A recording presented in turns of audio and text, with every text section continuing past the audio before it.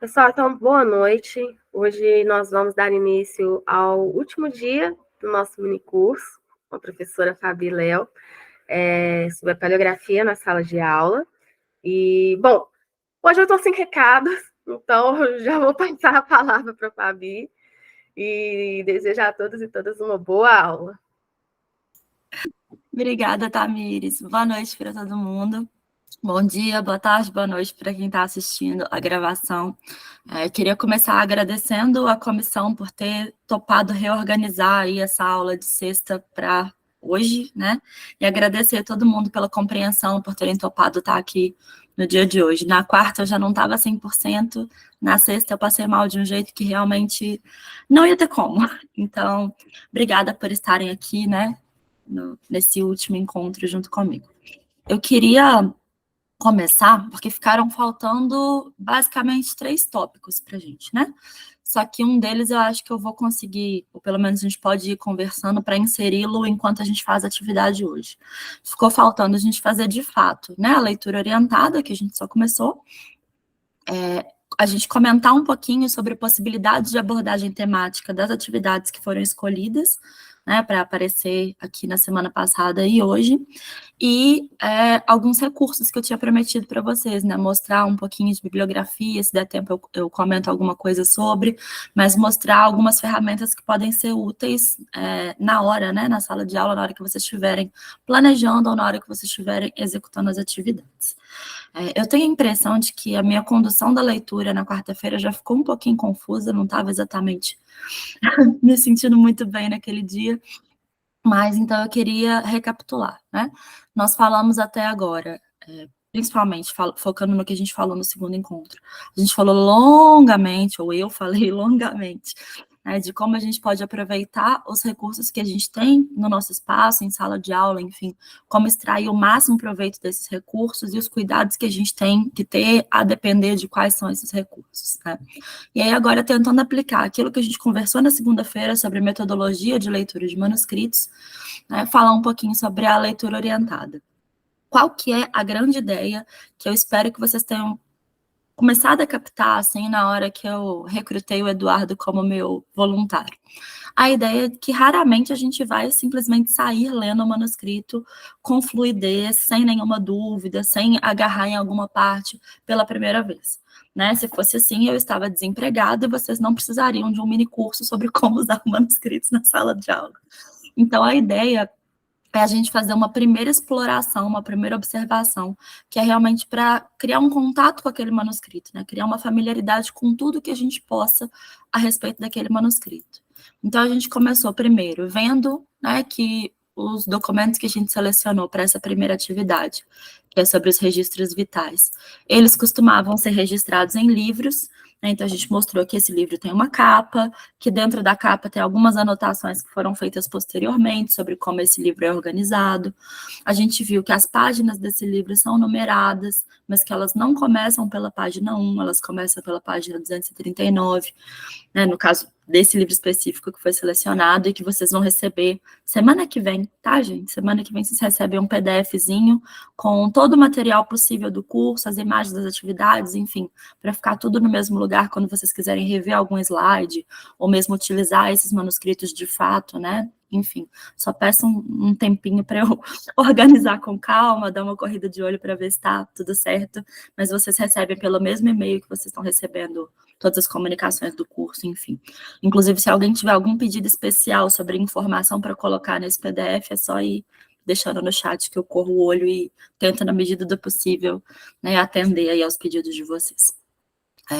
Nós vimos, então, que começa na página 239, mas não é porque estão faltando 239 folhas, né? No caso desse livro, a gente viu lá na página anterior que tem um aviso, né, dizendo aqui que ele começa na 239 porque ele é continuação de um livro, do livro anterior, que termina na folha 238 e que tinha ido do ano de 1780 até o ano de 1792.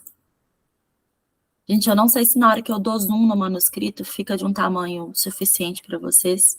Vão me avisando pelo chat se tiver alguma coisa que eu estou pedindo para vocês observarem que não está dando para observar, me avisa. Mas recapitulando também a dica que eu dei na semana passada, né? Clica aí nos 3 pontinhos, clica em alterar layout, e aí vocês vão escolher ou destaque ou barra lateral, que são as visualizações que deixam, né, a projeção do maior tamanho possível. E aí, com o mouse em cima da janelinha do Google Meet, vocês vão apertando Ctrl menos. Sim, é Ctrl menos, não é Ctrl mais, porque o Ctrl menos vai diminuir o chat, diminuir as miniaturas e aumentar a projeção, ok? Então, fica aí a dica para quem não estava ou para quem esqueceu na semana passada. É interessante observar isso, porque em algum momento vocês podem se deparar com um livro que está incompleto, né, que realmente está faltando uma página ou 238 páginas, enfim. Então, é sempre legal observar que isso é uma informação também, né?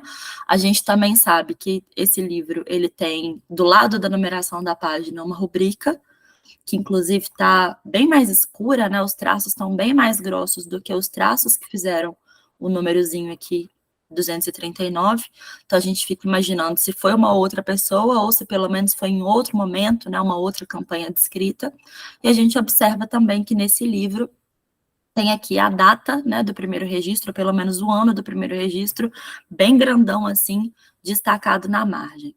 Se a gente aproxima um pouco, ou talvez, eu apanhando do mouse, gente, desculpa, a pessoa confusa com a própria coordenação motora. Se a gente aproxima um pouco, ou talvez se a gente mexe um pouquinho no contraste dessa imagem, né, para quem tiver tempo de dar uma editada, a gente observa mais coisas aqui nessa margem, né? E devo ter comentado com vocês mais de uma vez que é muito importante a gente observar o que acontece nesses elementos marginais. Quem consegue me contar, quem lembra ou quem está observando aí, o que a gente tem na margem no caso desse livro de registro de batismo? Pode falar no chat, pode abrir o microfone, enfim. Só para eu não ficar falando sozinho.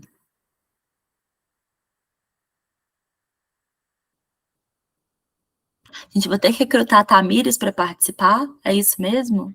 Vocês vão me tá, muito bem. Obrigada, eu cheguei aqui agora que eu tive um imprevisto aqui. Tá Fiquei tranquilo. um pouco de paraquedas. Mas eu não lembro se exatamente o que está... É porque nesses documentos mais antigos costuma ter, entre aspas, o assunto assim, do que está se tratando na lateral, né? Boa dica, boa dica. A margem muitas vezes funciona como um instrumento mnemônico para a pessoa que está consultando o livro, né? Então, vai ter um assunto, vai ter alguma coisa aqui. Mas vocês estão conseguindo enxergar aqui, onde eu estou passando com a mãozinha? Acho que tem uns nomes aí, né? Aqui. Ótimo, outra palavra aqui. Manuel, eu acho. Tá muito claro? Tá um pouco claro, mas eu acho que nesse do meio é Manuel. Perfeito, perfeito. Embaixo é Tereza. Ótimo. Então, o que a gente pode imaginar que sejam essas informações? Que é o nome da pessoa que está sendo registrada, né? Perfeito, que no caso está sendo batizada, né? Importante a gente não confundir. Inclusive, é uma das sugestões temáticas que eu dou, né? A gente está falando aqui de registros vitais da época colonial, que, pelo regime do padroado, pela forma como a igreja participava da administração, tanto em Portugal continental como nas partes coloniais, são os registros que se tem, né? A gente não tinha um registro civil. Então, tem uma diferença principal que a gente não tem, ou pelo menos não tem em grande volume, registros de nascimento das pessoas. A gente tem o registro do batismo das pessoas, né? E é uma coisa que vocês podem observar aí com as turmas. Tipo, tá, beleza, agora que a gente viu quais eram os registros vitais aqui no nosso estado no século XVIII, né, porque eu puxei a sardinha para o meu estado, peguei um livro de Minas Gerais, mas vocês viram que no Family Search tem de todos os estados brasileiros, né? Algum livro vocês vão encontrar. E aí, deixar a turma levantar, né? Tipo, eu tenho certidão de nascimento. Não, eu tenho RG. Meu irmão, semana passada, tirou carteira de motorista. E seus pais foram casados ou são casados? E aí, quando eles casaram, o que aconteceu? Alguém na família de vocês já faleceu? Por exemplo, uma avó, um avô, enfim, vamos torcer que sejam só avós, né? Para os nossos alunos não terem perdido muita gente, ainda mais depois de ter passado por uma Covid, mas enfim. E aí, quando uma pessoa falece, o que acontece? Tem algum documento contando que essa pessoa faleceu? Então, a gente faz sempre esse link. A Juliana tá aqui comentando que eu falei que poderia ter algum tipo de abreviação para agilizar. Como assim, Juliana? Não sei se eu entendi sua pergunta, não. Você quer dizer que o nome poderia estar abreviado para poder, né, facilitar ali o registro, para não ficar um registro muito grande, enfim? Eu acho que foi no caso do outro livro que eu mostrei, né, que estava Miguel Pedro, e o Pedro era simplesmente P.O, não era uma coisa assim? Então, não, tranquilo. Importante aqui entendermos. É isso. No caso dessa folha, a gente está vendo os nomes por extenso, mas se a gente pegar outros livros, a gente pode observar esses nomes abreviados, e aí tem aquele porém, né? O que a gente faz para saber que abreviação é essa? Eu vou responder para vocês daqui a pouquinho. Vocês vão observar também, está muito claro, mas eu sei que na hora que eu mandar o PDFzinho, né, e vocês conseguirem abrir a imagem nos computadores de vocês, vai estar um pouquinho mais legível. Embaixo do nome do Manuel, a gente tem uma palavrinha, né? Gente, me conta só uma coisa, quando eu mexo o mouse, vocês veem 58 mãozinhas ou vocês veem uma mãozinha só? Porque eu acho que pode ser alguma coisa da transmissão. Vou tentar tirar o cursor. Tá dando várias às vezes. Assim. Tá dando várias, né? Eu vou tentar tirar o cursor da tela e ver o que acontece. Mas, enfim, vou tentar ir oralizando também para a gente poder se localizar. Tudo isso, vocês estão observando que eu estou fazendo perguntas para vocês, e vocês podem ir fazendo essas perguntas com as turmas, né? Ai, gente, que inferno essas várias mãozinhas, né? Mas, se em algum momento eu apontar uma coisa que vocês não sabem o que eu estou apontando, por favor, me avisem aí no chat ou pelo microfone. Aqui, no caso, vocês mataram rapidinho, né? A Juliana falou que era o nome, o Eduardo falou que era o nome da pessoa, mas, enfim, como que vocês podem fazer com a turma, por exemplo, se eles não fizerem a menor ideia de por que tem 3 nomes na margem? Né? Fala, então, gente, guarda essa informação. Vamos ver se essa informação aparece de novo. Né? E aí, quando a informação aparecer de novo, então, por exemplo, aqui, a gente estava fazendo a primeira leitura com o Eduardo, a gente chegou, sei lá, só até o batizei, né? Se a gente continua a leitura, a gente vai ver uma expressão aqui, que eu vou falar dela daqui a pouco, mas a gente encontra aqui o nome José. Vocês estão vendo? A diferença é que aqui está escrito J-O-Z-E, acento agudo no E, e aqui no cantinho a gente tem J-O-S-E-P-H. O que isso pode estar querendo dizer para a gente também? Será que foi a mesma pessoa que fez, né, as 2 anotações? Será que essas 2 anotações aconteceram ao mesmo tempo? Né? Por que está tão diferente assim? É uma coisa para a gente se perguntar. E aí, uma outra orientação, né, apesar de o Eduardo estar assim, super fluido na leitura, e ele saiu lendo basicamente quase tudo, primeiro, tudo o que for possível entender desse primeiro contato está valendo. Né? Então, por exemplo, em algum momento alguém viu um Gonçalves aqui embaixo. Então, só confere, né, se realmente é um Gonçalves, mas enfim, tudo que for possível compreender dessa varredura que a gente faz inicialmente ali no manuscrito, tá valendo. Nem que sejam coisas do tipo, de repente salta um espaço e tem um texto que vai aqui alinhado mais à direita. E aí, se a gente descer um pouquinho a página, a gente vê que se repete, olha, sempre que acaba um bloquinho de texto, tem a mesma coisa escrita à direita, e inclusive com o mesmo enfeitinho aqui embaixo.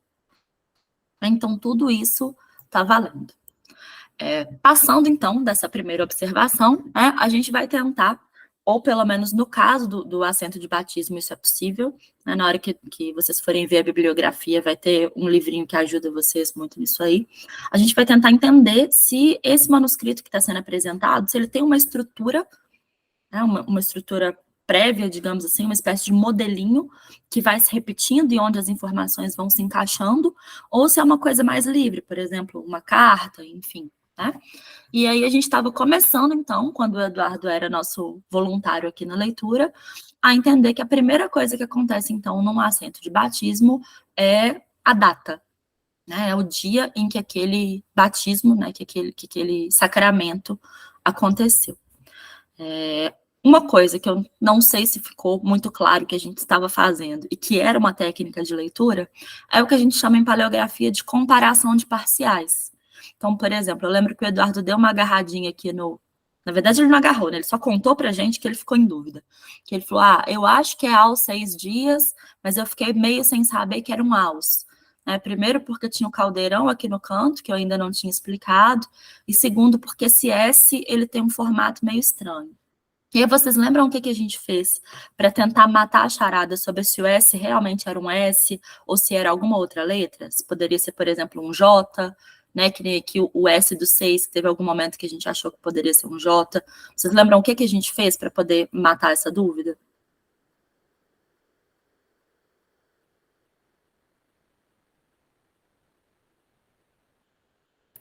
Eu lembro. Vai, conta pra gente. A gente começou a reparar no ângulo que está escrito, assim, se tá 90, se está mais para 45. Uhum. E Isso além disso... matar a charada do pingo, né? Se o pingo estava no I, se o pingo estava no suposto J, sim. E o S foi comparar com a palavra, as duas palavras, né, ao lado, assim, as duas palavras vizinhas. Porque tinha 6, tinha dias, a gente também podia descer aqui para o segundo registro e ver um outro aos, né? Enfim, perfeito. Então, só aí a gente condensou 2 técnicas principais e que são as técnicas mais básicas possíveis para a gente fazer uma leitura com iniciantes em manuscritos. Né? A primeira, então, é a comparação dos parciais, que é isso. Eu tenho esse... Se a gente for pensar, assim, até ao longo da evolução da história da escrita, houve um momento em que as letras eram desenhos. Né? Se a gente for pegar um hieroglifo, por exemplo, a gente tem lá passarinho, solzinho, olho. Não é uma coisa mais ou menos assim? E aí, ao longo de muitos séculos, aquilo ali foi virando um símbolo, né? Um desenho abstrato, que não tem necessariamente uma ligação concreta com o que é o som que aquela letra faz, enfim, mas que a gente meio que já internalizou tanto a partir do nosso letramento, de que aquilo ali quer dizer alguma coisa, que a gente esquece que, em última instância, uma letra é um desenho. Né? Eu não sei se todo mundo aqui é noveleiro, eu não sou noveleira não, mas pandemia, Pantanal, virei noveleira. E eu não sei se vocês estavam acompanhando Pantanal, mas tem um momento ali que os 2 personagens, né, o Jove e a Juma, que são o casal romântico, digamos assim, da novela, a Juma era analfabeta. E o Jove começa a alfabetizar a Juma. E a primeira coisa que ele faz é começar, ele pega um graveto, que tá em qualquer lugar, e ele começa a desenhar na areia o traço das letras. Né? Então, por exemplo, quando faz uma bolinha, o som é o O. Se a gente conseguir se lembrar que, em última instância, uma letra é um desenho, isso ajuda a gente a entender letras que a gente não estava sacando que eram letras, né? Então, por exemplo, isso se aplicou aqui ao nosso S caudado, que era um formato que era meio inesperado, né, mas que a gente foi comparando. E comparando com o quê? Com palavras que a gente já entendeu, escritas pela mesma pessoa, né? A outra técnica, que pode parecer um pouquinho mais avançada, mas que, na verdade, assim, é simples de se fazer, né? Ela pode ser verticalizada, mas a gente consegue extrair muita informação, mesmo numa primeira leitura, é fazer uma análise do traçado dessa letra. Né? E o que é uma análise do traçado dessa letra? É observar isso que o Eduardo estava comentando, além de outras características, né? Então, por exemplo, qual que é o tamanho dessa letra? Tem um contraste muito grande entre as maiúsculas e as minúsculas? Ou, por exemplo, as letras que têm ascendentes e descendentes, né? O que é ascendente? Perninha para cima. O que é descendente? Perninha para baixo. Então, por exemplo, um D minúsculo tem ascendente, um G minúsculo tem descendente, ok? E algumas letras vão ter os dois. Qual que é o contraste, né? Por exemplo, então, quando a gente pega aqui o J de janeiro, ele é muito maior do que as letras minúsculas? Ou quando a gente pega aqui o F de filho, na terceira linha aqui bem no centro, ele vai muito mais para baixo da linha do que as letras que não têm descendentes, né? Isso é uma coisa legal de se observar. Observar o ângulo da escrita, que vai ajudar a gente a discernir, por exemplo, qual letra está em qual palavra, qual pingo está em qual letra, qual acento está em qual letra, a cedilha, isso é uma cedilha, isso é uma coisa da linha de baixo, enfim, né? Essa observação também ajuda. Além de um conceito que a gente tem, vou escrever aqui no chat, eventualmente aparecem umas palavras aí em língua estrangeira, aparece um latim aí, mas não quer dizer que a gente não pode passar a entender o que é, né? É o conceito de ductos. O que é o ductus? Ele é duas coisas ao mesmo tempo e que uma é resultado da outra, né? Quando eu estou escrevendo, o ductus é o caminho que o meu instrumento faz em cima do meu suporte. E aí, como consequência, também é a letra, certo? Então, imaginar, por exemplo, deixa eu tentar dar um zoom um pouquinho maior para isso ficar um pouco mais claro. Se a gente vê aqui no A maiúsculo, né? Vamos ignorar o caldeirão. Vocês vão observar que aqui, onde eu tô com a mãozinha, tá mais grossinho. Não parece que, assim, é como se a pena tivesse ficado um pouquinho mais ali? Tem tipo um acúmulozinho de tinta. Isso conta pra gente que o traçado desse A começou aqui. Então, a pessoa fez essa curvinha, subiu, desceu, tirou a pena do papel e fez o corte. Outra coisa que é interessante de observar, quando você está escrevendo com pena, seja pena de animal, seja pena metálica, e a tinta líquida, e é uma experiência que eu acho muito legal fazer, né? Levar a peninha metálica para a sala de aula e fazer essa experiência de escrever. Não é caro, tá, gente? Encontra na internet. Na UFMG, por exemplo, na Escola de Belas Artes tem uma papelaria que vende. Então, de repente, em algum lugar na universidade de vocês também conseguem encontrar, mas na internet tem, e com essa mania de lettering, né, que entrou na moda nos últimos anos, está cada vez menos difícil. Com menos de R$10, você compra uma peninha metálica e por 10, 15 reais um cabo para poder encaixar na peninha. Vai ser possível observar, inclusive é uma das coisas que o lettering imita, que é quando a gente vai para baixo com a pena abre e a tinta sai mais grossa. Quando a gente vai para cima, a pena fecha e a tinta sai mais fina.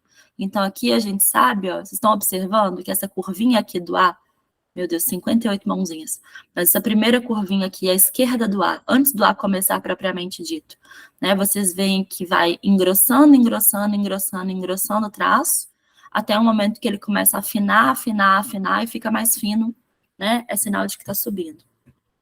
No momento que a gente consegue fazer esse movimento mentalmente, né? Pode ser com o nosso dedo em cima do papel, pode ser com um lápis em cima do papel ou num outro papel, pode ser, por exemplo, projetando no quadro branco e escrevendo por cima com canetão. Alguma coisa acontece ali na nossa cognição que a gente pensa, uma letra que sobe, desce e depois cruza é um A, né? Então, acompanhar esse traçado também é uma técnica de leitura importante. E aí, por fim, a gente vai aliar aquilo que a gente meio que já estava fazendo, né? Que é uma espécie de dedução a partir do contexto. E esse contexto pode ser tudo. Esse contexto pode ser o lugar da palavra na frase, né? Aqui é um sujeito, aqui é um predicado, será que são substantivos? Será que são um verbo? A frase está toda com substantivos masculinos plurais. Então, será que isso aqui também vai ser um masculino plural? Né? Coisas assim. Como o contexto também pode ser a estrutura do documento, né? Que é isso que eu quero terminar de ver aqui com vocês. Qual é a ordem das informações, qual é a natureza das informações que vai aparecer. Como o contexto também pode ser o próprio contexto histórico, social, geográfico, enfim, né, que vão dizer para a gente, por exemplo, o que pode ser aquela palavra. Né, a gente vê aqui, em algum momento, que vai dizer onde uma pessoa que está envolvida aqui é moradora. Vocês estão conseguindo acompanhar aqui com a mãozinha a palavra moradora? Ela é moradora na olaria. Então, provavelmente um mapinha histórico, um conhecimento ali da região, né, do entorno de Vila Rica, que hoje é Ouro Preto, também ajuda a gente a ir compondo esses nomes. Então, talvez por isso também é legal a gente trabalhar lá no Family Search com um acervo que esteja mais perto de onde a gente está lecionando. Né? A gente pode achar a nossa cidade, por exemplo. Enfim.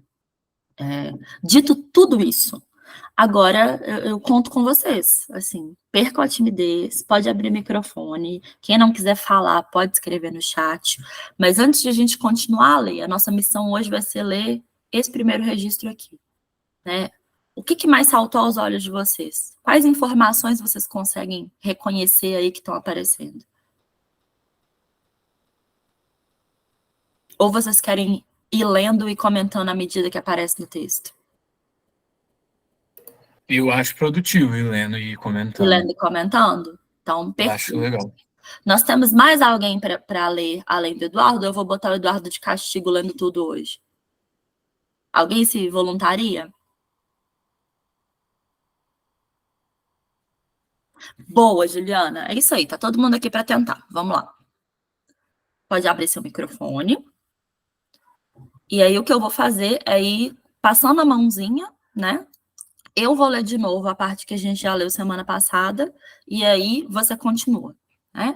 Então a gente tem que, aos 6 dias do mês de janeiro do ano de 1793, e aí tem várias observações, né? A grafia do mês com Z e acento agudo, o ano com 2 N's, o 7 separado do centos, né, que hoje a gente escreveria junto, não tem um E90, né, é 1790, e aí tem um E3, e aí pode continuar, por favor, Juliana.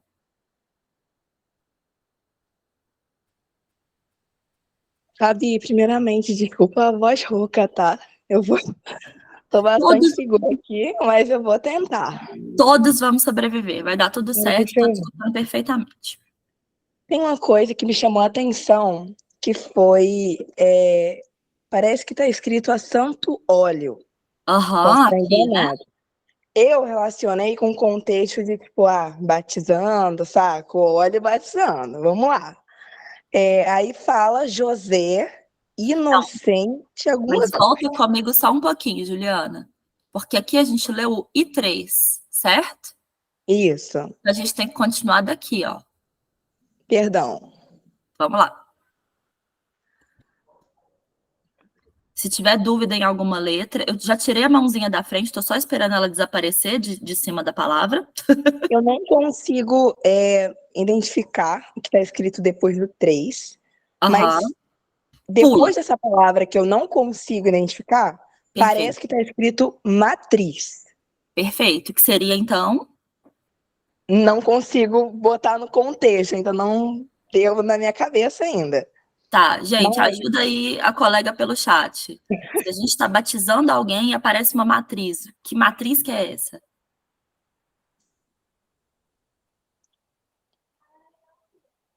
É a igreja principal da paróquia, ok?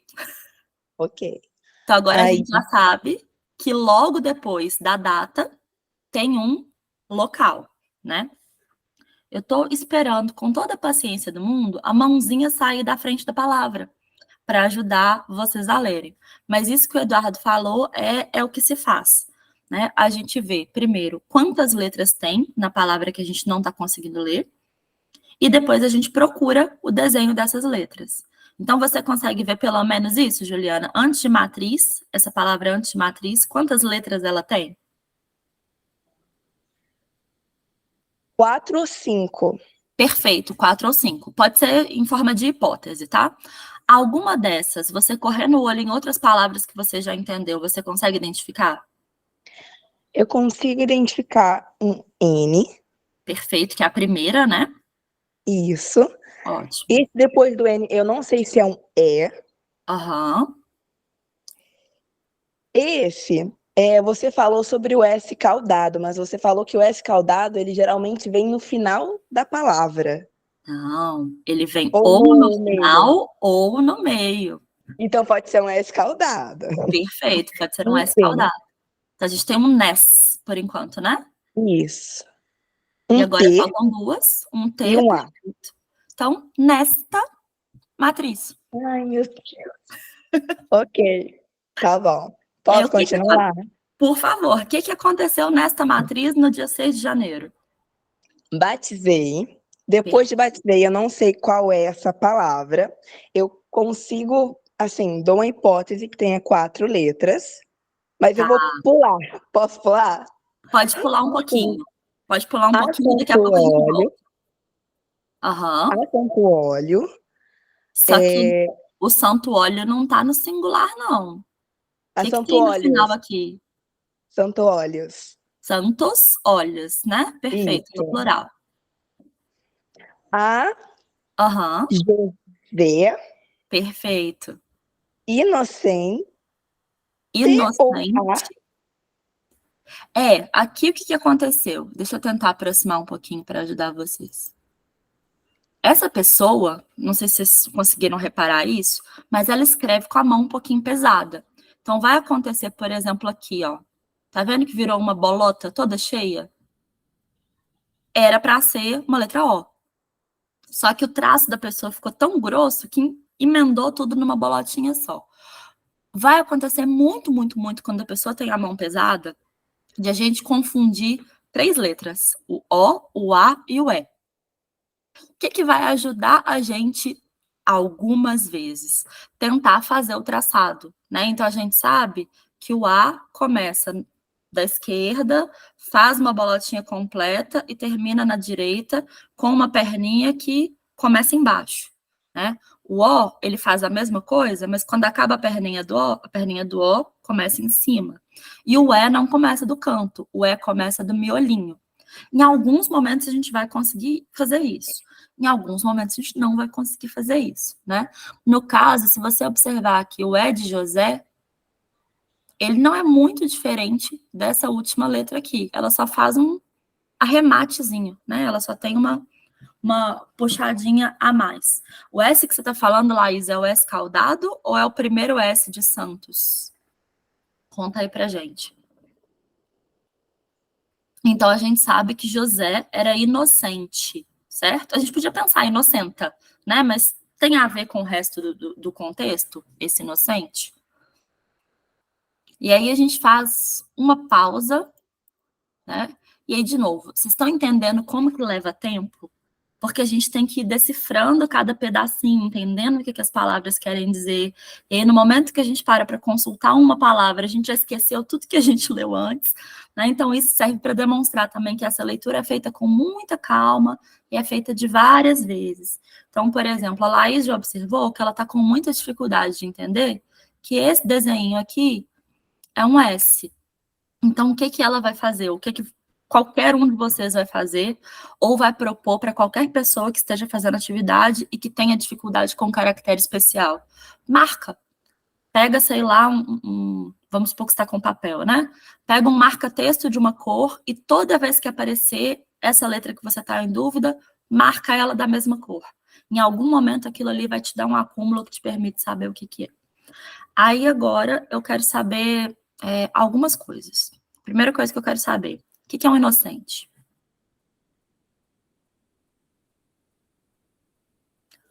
Ou como talvez eu poderia fazer para descobrir o que quer dizer inocente? Quer dizer, sei lá, que ele não é culpado de nenhum crime, por exemplo? Ou isso está meio estranho pensando que, né, é uma pessoa que está sendo batizada? O que vocês me contam? Pode ser Juliana também. Pode ser hipótese, gente. Ninguém precisa acertar, não. Eu quero que vocês, né, investiguem junto comigo. Pode ser uma criança bastar. Eu tô imaginando o que você está pensando, Laís. Não tem a ver nem com ser bastardo, nem com não ser.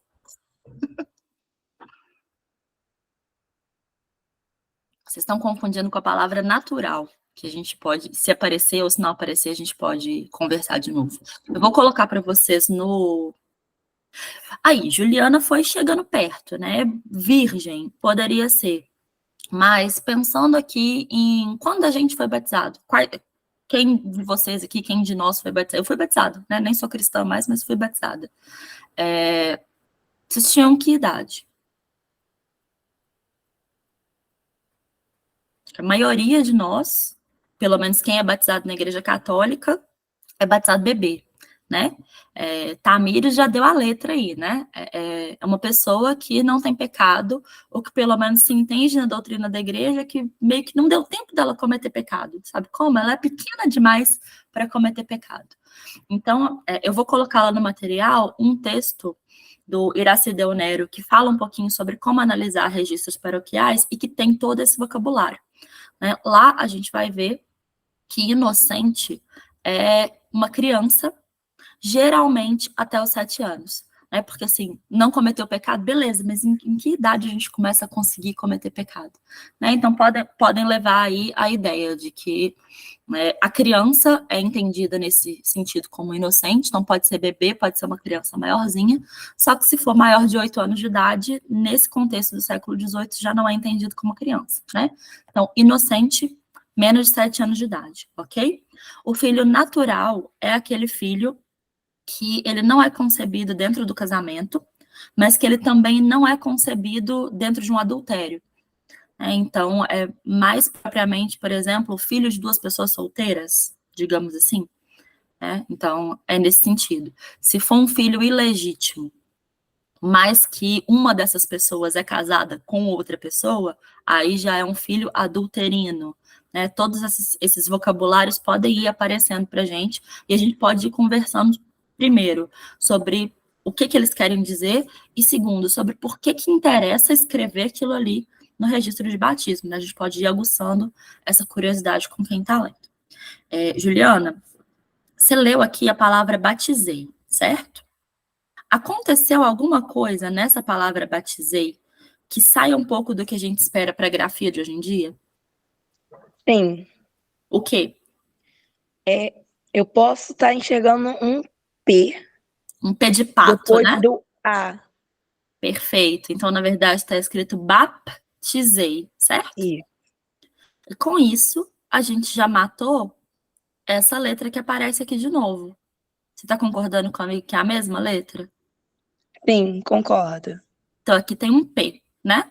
Você tinha me falado que era provavelmente uma palavra de 4 letras. Isso. Vamos ver quais são essas 4 letras? Eu acho que a primeira é a letra E. Perfeito. A segunda é a letra P.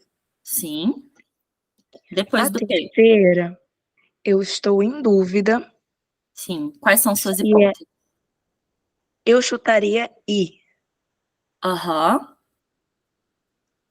Mas a outra, depois desse I, seria um Y para mim. Não Tá, sei, então posso a estar gente errado. teria essa palavra que eu joguei no chat, certo? EPI. Não faz nenhum sentido. Não faz sentido. Olha os outros Is das outras palavras. Ah, não é um I. Por quê? Porque tá sem o pinguinho. Perfeito. Então, o que pode ser? Ainda não sei. Ainda Ainda não sabe? não. Perfeito. Lê só a última letra e compara ela com outras que já apareceram. Só o último traço. Parece um, verdade. Verdade. Parece um. Perfeito. Então, a gente tem o S caudado como última, e aí E vem lá sobram em 2 cima. palitinhos juntos, que formam o U, né? E a gente Isso. teria epos, que não faz muito sentido. Faz? Mas Não agora faz vem sentido. uma Mas outra pode ser coisa. parte de uma gíria da época, não sei. Poderia fazer parte de um vocabulário da época, e a gente jogaria num dicionário, que eu vou mostrar para vocês depois. Perfeito, Laís. Laís matou a nossa charada. A gente tem que aprender também a estabelecer a fronteira da palavra.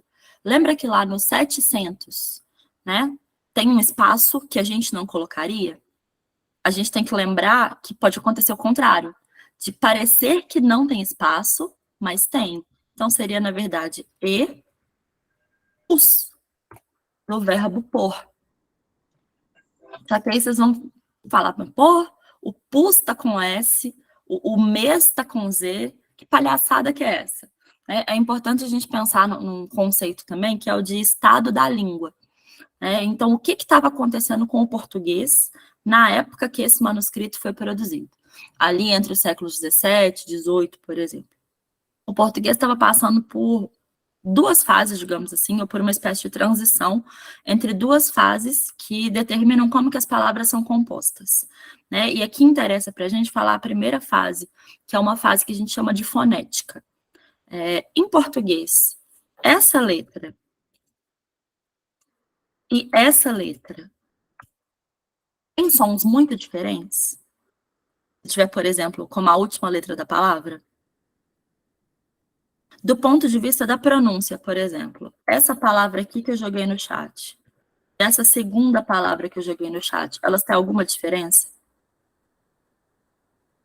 A gente pronuncia casa e casa, né? Seja com S, seja com Z. Então, a gente tem que estar atento também, né, a pensar que às vezes a pessoa vai escrever do jeito que ela fala, e não necessariamente do jeito que a gente, em 2023, escreve aquela palavra.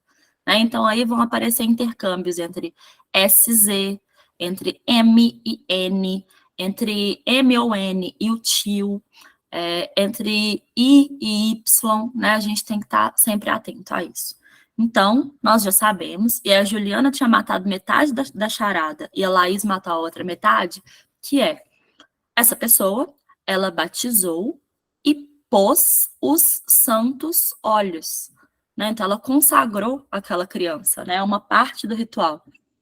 A José inocente. Juliana, você está traumatizada ou você consegue continuar mais um pouquinho? Consigo. Então, vamos embora. A palavra inocente está aqui, eu estou sacudindo a mãozinha na frente dela, aí agora eu vou tirar o mouse para não ficar esse monte de mãozinha. Posso continuar? À vontade. Nascido Perfeito. em 28 de dezembro. Perfeito. Então agora a gente faz só uma pequena pausa.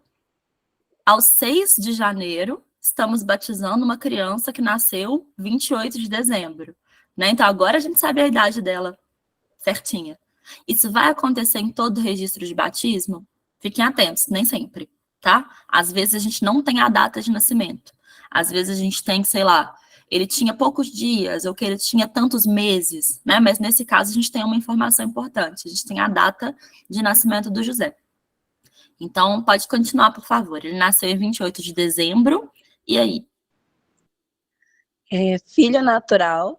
Que agora a gente já sabe o que é. Sim. De Rita Angola. E aí, pausa. Isso já deu uma pista, né, de quem Rita é, ou pelo menos foi, né? Porque Angola não é um sobrenome, né? Pode continuar. Você consegue entender a palavra que está depois de Angola? Não, mas vou tentar. Deixa eu ver. Tá. Eu acho que parece um E. Perfeito. Depois vem um S caudado. Perfeito. Depois eu estaria E de novo. Tá. Consegui entender o porquê. Depois R. Você entendeu a letra mais difícil da palavra? A. N. N de nariz? Isso. Tá, continua. A de novo.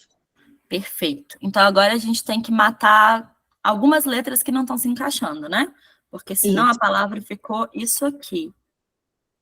Eu vou escrevendo em caps, mas enfim. E isso não está fazendo muito sentido, concordam? Concordo. Ah, meu Deus, não foi isso não, foi isso aqui. Já dei um spoiler. Vem aqui comigo, por favor, no ano. Literalmente na palavra ano. Esse aqui é o que costuma ser o N de meio de palavra dessa pessoa. Tá vendo ele, por exemplo, no janeiro? Ah, sim. No inocente? Ótimo. Então a gente já sabe a grafia. A gente já sabe que aquela letra não era um N, né? E se a gente vier aqui na última palavra da primeira linha, nesse 90, tem alguma letra desse 90 que parece alguma letra dessa palavra? Será que é um V? O que eu troquei por N?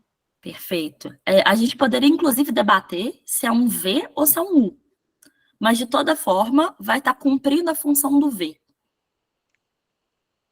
Então, perfeito. E agora, a outra coisa que eu quero que você venha comigo é aqui no 700. Mais especificamente no centos. E dá uma olhadinha se você consegue entender a diferença entre o C e o E. Eu vou até aumentar um pouquinho para facilitar esse seu trabalho. Veja se vocês conseguem entender a diferença entre o C e o E. e vejam se vocês conseguem voltar nessa palavra que está depois de Angola e ver o que é e o que não é. Se isso não foi o suficiente, a gente deixa essa palavra em pausa, e é importante a gente conseguir deixar a palavra em pausa, gente. A palavra é escrava? Perfeito, perfeito. Mas vou contar uma história triste para vocês da minha primeira aula de paleografia. A gente tinha uma atividade para fazer, e aí tinha o título do documento, assim, né? E era registro que faz por... Então, eu li registro que faz por... Li 4 palavras, né? E fiquei em dúvida na próxima palavra. E 1h e 40 minutos depois, eu ainda estava na próxima palavra. Não faz isso. Qual que é um motivo muito bom para a gente não fazer isso? Quanto mais a gente lê, mais a gente acumula um conhecimento de como são as letras daquela pessoa, certo? Então, às vezes a gente não entendeu porque a gente não tinha com o que comparar. Vamos supor que não tivesse aparecido até agora nenhum R. Ou que tivesse aparecido, ou apareceu só um, né? Apareceram 2, apareceram 3 e matriz. Né? Vai que isso não foi suficiente para você entender que aquilo era um R. Deixa essa palavra em suspenso e continua. Até porque, às vezes, o próprio contexto vai contar pra gente. O que tem logo depois de escrava, na hora que a gente vem aqui para a linha número 1, 2, 3, 4? Fabi, tem uma coisa que me chamou a atenção. Diga. Depois do escrava, aí tá escrito de Dona Maria, vírgula, de Dona Clara Maria. Ou seja, eu posso, assim, só achando mesmo que não podia ser um documento que pode ser rabiscado, rasurado, e ele colocou um digo para, saca, contornar a situação. Brilhou, é precisamente isso. Nesse caso, que é um registro mesmo, né, e existem diretrizes que, se não me engano, nas próprias ordenações, tem que consultar onde é isso, mas existem tipologias documentais que não podem conter rasuras, e aí, nesse caso, tem que fazer exatamente isso do digo. Mas vocês vão lembrar também que não existia corretivo, né? A não ser, por exemplo, se vocês tiverem acompanhado, talvez, a produção mais recente da professora Márcia Almada sobre o discurso de 1720, do Conde de Assumar, ele usa corretivo. E isso é uma coisa, assim, inédita o suficiente para ter rendido um estudo laboratorial, enfim. Vamos pensar que a maior parte das pessoas não tinha corretivo e que a tinta que era produzida para esses documentos não apaga com borracha, né? Então, vai ser muito, muito, muito frequente a pessoa perceber que cometeu um erro e meter um digo ali no meio. Qual que é o nosso desafio?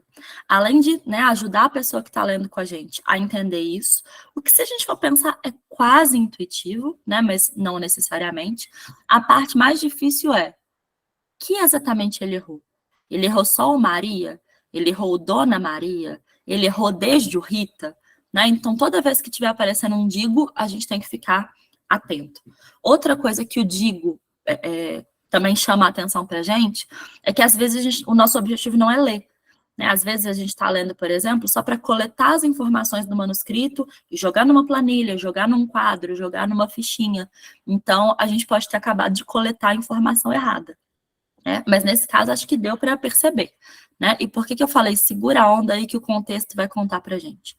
Qual que é a situação, execrável, aliás, mas enfim, qual é a situação que permitiria, dentro dessa realidade social, que uma pessoa fosse de outra, né?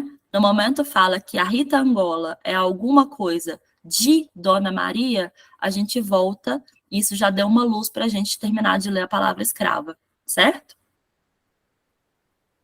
Mas agora a gente já sabe que a Dona Maria não chama Dona Maria, né? Ela chama Dona... Não vou contar o resto, não. Alguém assume o bastão da Juliana ou a Juliana vai continuar sendo explorada por mim aqui nessa leitura?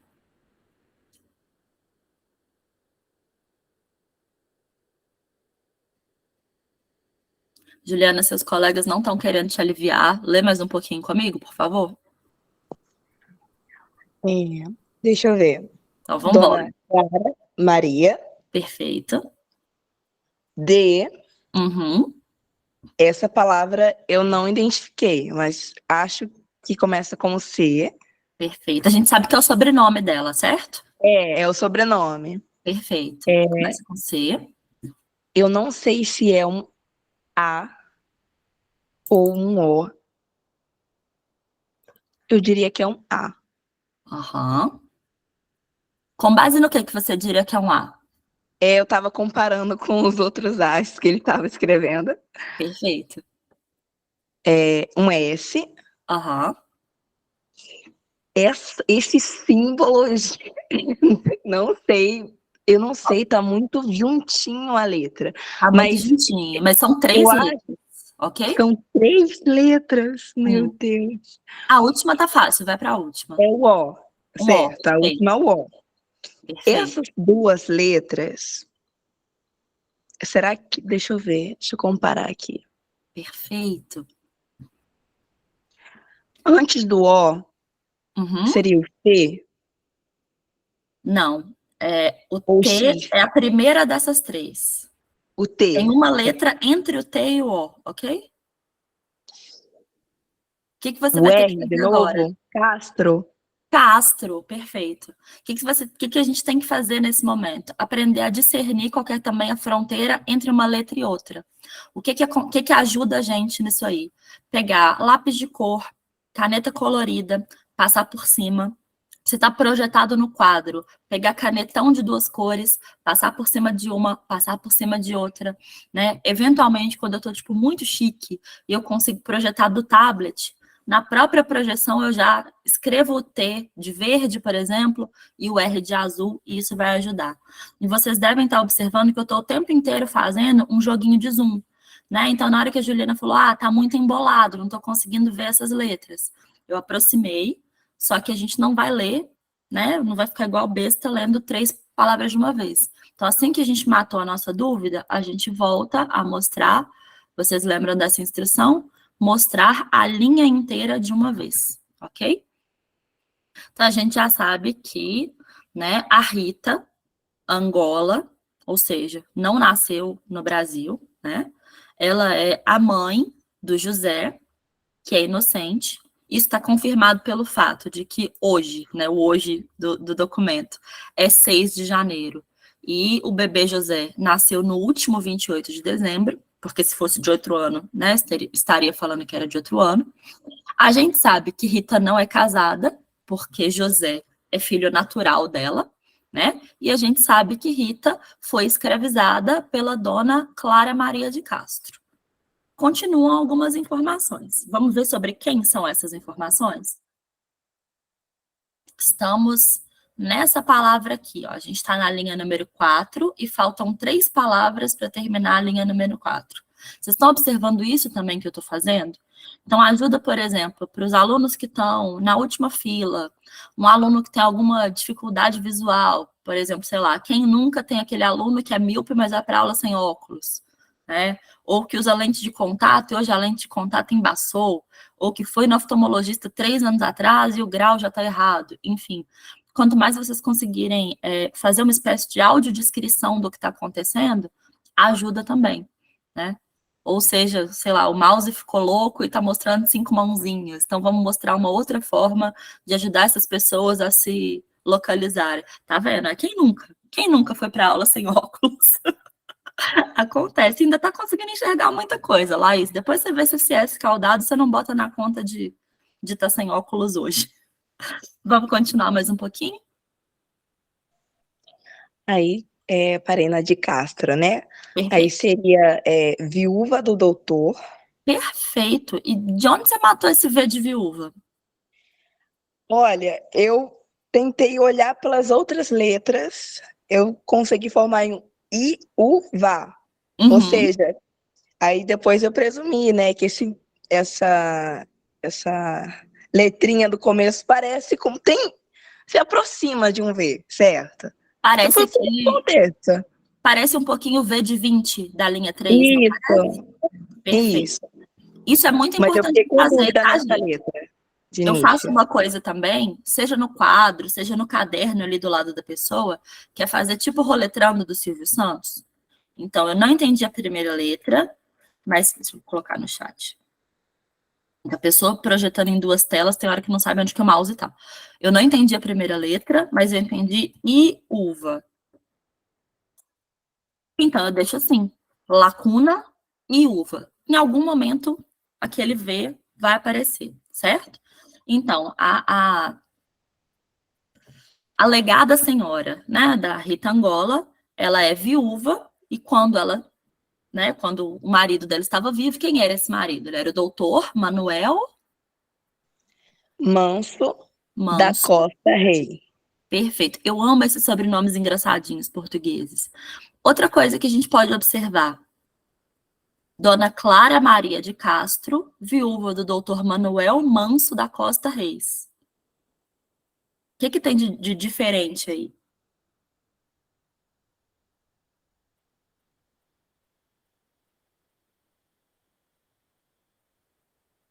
Compara aí os sobrenomes do casal. O que está acontecendo?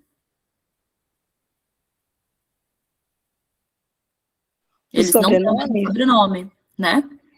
Então, será que essa coisa de, vou me casar, será que eu vou ou não vou adotar o nome do meu marido? Isso não é necessariamente uma grande novidade do século XXI. A gente está vendo que aí no finalzinho do século XVIII era perfeitamente possível você se casar e cada um manter o seu próprio sobrenome, certo? Pode ser uma coisa interessante de ajudar os alunos a observarem também.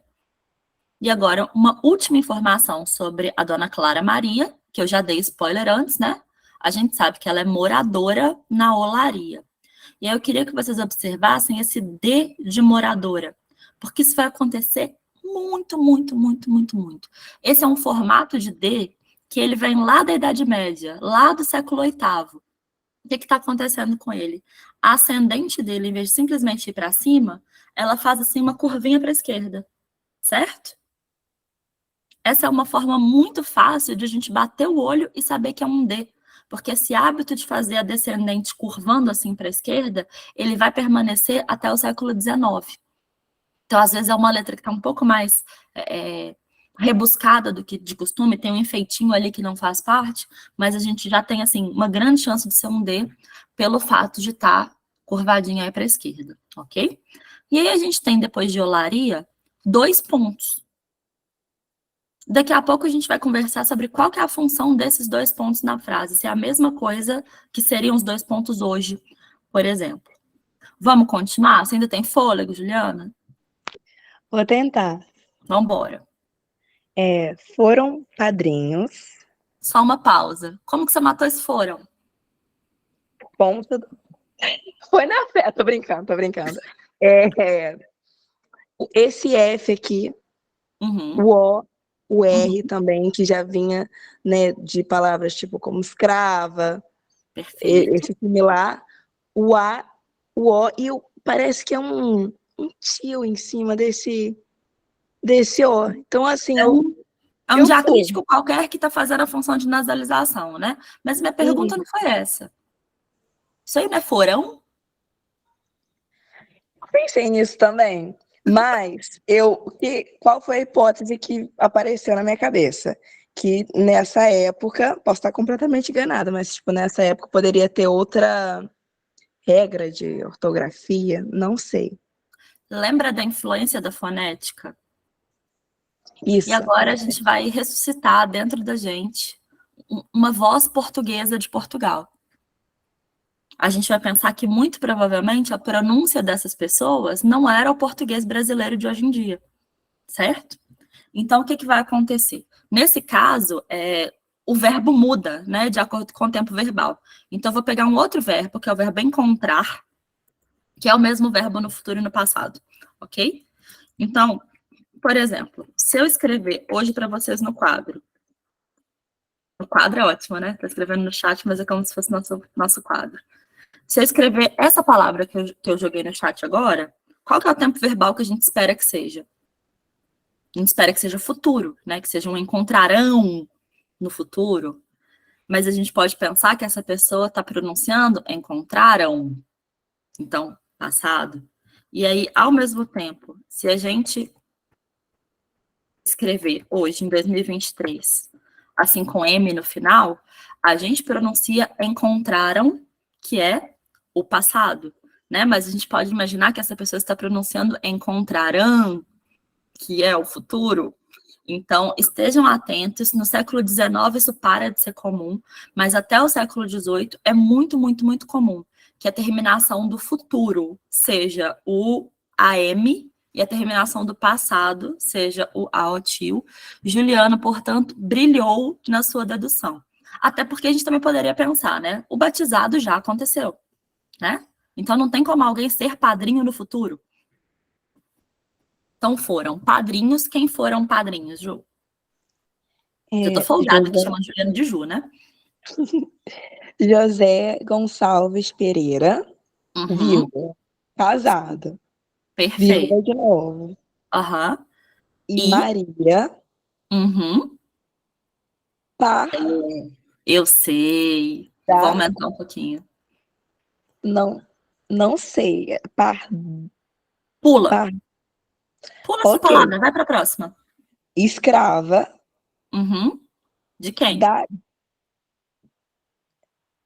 Essa poderia ser dita aqui, mas eu... É perfeitamente da dita. A pergunta que não quer calar é: quem é a dita? A dona Clara? A dona Dona Clara. Clara Maria? Perfeito. Então, toda vez que aparecer dito, dita, essa é um grande vício de linguagem do século XVIII. E o que essa palavra diz pra gente? Que ela está substituindo uma palavra que já foi mencionada. Sabe, igual aquele cartazinho, assim, antes de entrar no elevador, verifique se o mesmo está no andar certo, uma coisa assim. Então, se ela é escrava da dita, é uma mulher que já apareceu antes, ok? Aí a gente volta. José não é mulher. Então, só pode ter sobrado a dona Clara Maria, ok? E agora eu vou voltar na palavra que você não tinha entendido. Só que você tinha lido com perfeição, aqui, ó, foram padrinhos. Talvez porque é um batizado, não sei. Lê para mim a terceira letra de padrinhos e lê a quarta letra dessa palavra que você não estava entendendo. Letra D. Então, Maria Parda.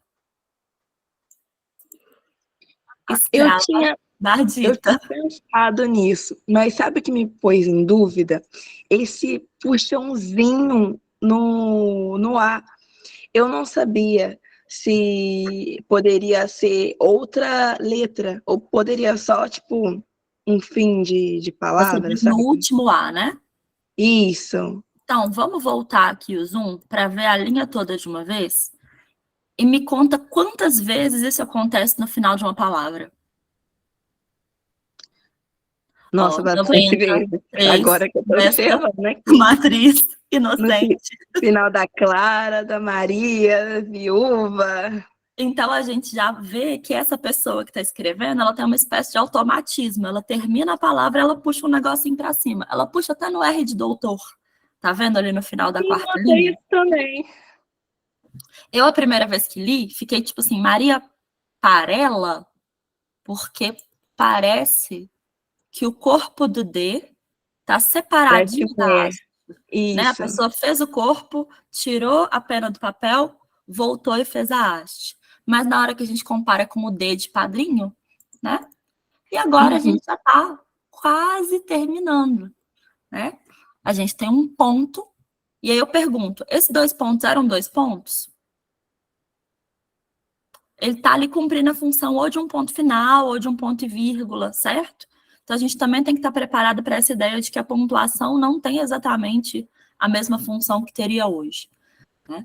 E aí, finalmente, essa pessoa aqui vai finalizar o registro. E aí ele diz, do que fiz este assento, vírgula, assento, no caso, é o nome do registro, né? É o nome do nosso documento, assento de batismo, que assinei, que ele escreve assignei, né?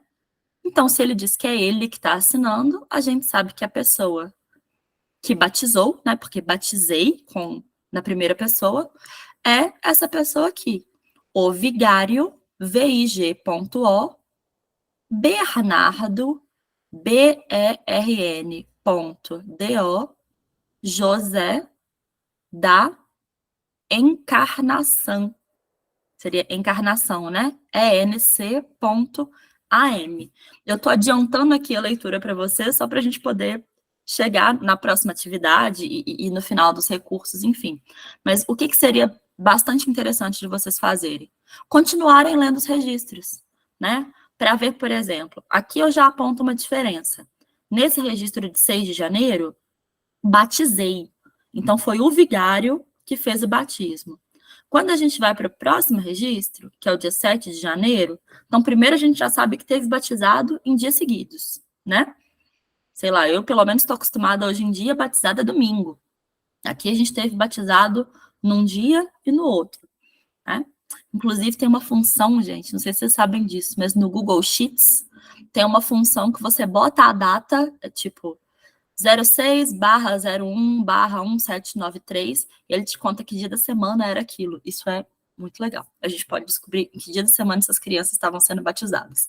Ou se a gente jogar no Google, tipo, calendário permanente, calendário 1793, a gente consegue descobrir isso. Mas, enfim, se a gente vai para o registro do dia seguinte, né, do batizado de 7 de janeiro, a gente já vê que quem batizou, olha, foi o padre coadjutor Silvério da Costa e Oliveira. E a gente já vê que o Manuel, que é a pessoa que está sendo batizada, ele também é inocente, mas a gente tem outras informações. Em vez de falar, por exemplo, de quem ele é filho, né, que nem foi o caso do José, aqui a gente está vendo que ele foi exposto, ou seja, ele foi abandonado na casa de Rosaura Maria da Silva, parda solteira, moradora do Taquaral. E a gente não sabe, então, que dia que ele nasceu. Mas a gente sabe que ele foi exposto, olha só que dia, gente, 25 de dezembro passado. No dia de Natal, Manuelzinho foi exposto e agora, no dia 7, ele está sendo batizado. Vou voltar aqui para o nosso querido PowerPoint e eu quero falar bem rapidinho. Estou usando aqui outro manuscrito, né? Por que você não foi apresentar, querida? Agora sim. Estou usando um outro manuscrito, estou usando aqui minha queridinha Carta de Pero Vaz de Caminha, para mostrar, na verdade, não algo que vocês podem fazer necessariamente com a carta, mas é uma alternativa para vocês fazerem com um manuscrito cuja letra esteja mais difícil de ler do que o registro de batismo que a gente estava lendo agora, né? Porque por mais que, sei lá, tenha havido dúvidas, né, a gente engasgue um pouquinho, vocês vão concordar que para uma primeira leitura a gente mandou super bem na leitura do registro de batismo, né? Então não era uma letra que apresentasse tantas dificuldades assim. Caso vocês queiram muito, muito, muito, né, usar, por exemplo, a Carta do Caminha, e vocês tenham ficado tristes e chorosos quando eu falei, gente, mas vocês conseguem ler a Carta do Caminha? Vou trazer aqui um pulo do gato, que vai permitir que a dificuldade da letra, ela vire não um obstáculo, mas ela vire um elemento ali de curiosidade. Qual que é a opção que vocês têm? Mas aí vocês precisam, né, ter tudo isso à mão. E no caso da carta do Pero Vaz de Caminha, todos esses recursos estão na internet. Eu mostrei para vocês nos encontros passados, nos slides, como que o texto do Caminha ele é blocado, né, então é como se ele fosse justificado, mas que de quando em quando a linha termina antes e pula para um próximo bloco. Então a gente consegue mais ou menos identificar parágrafos. Outra coisa que vocês podem observar no texto dele, deixa eu tentar colocar o cursor no lugar certo, vocês estão vendo aqui que tem uma barra, né? Então, o principal sinal de pontuação que ele vai usar é uma barra.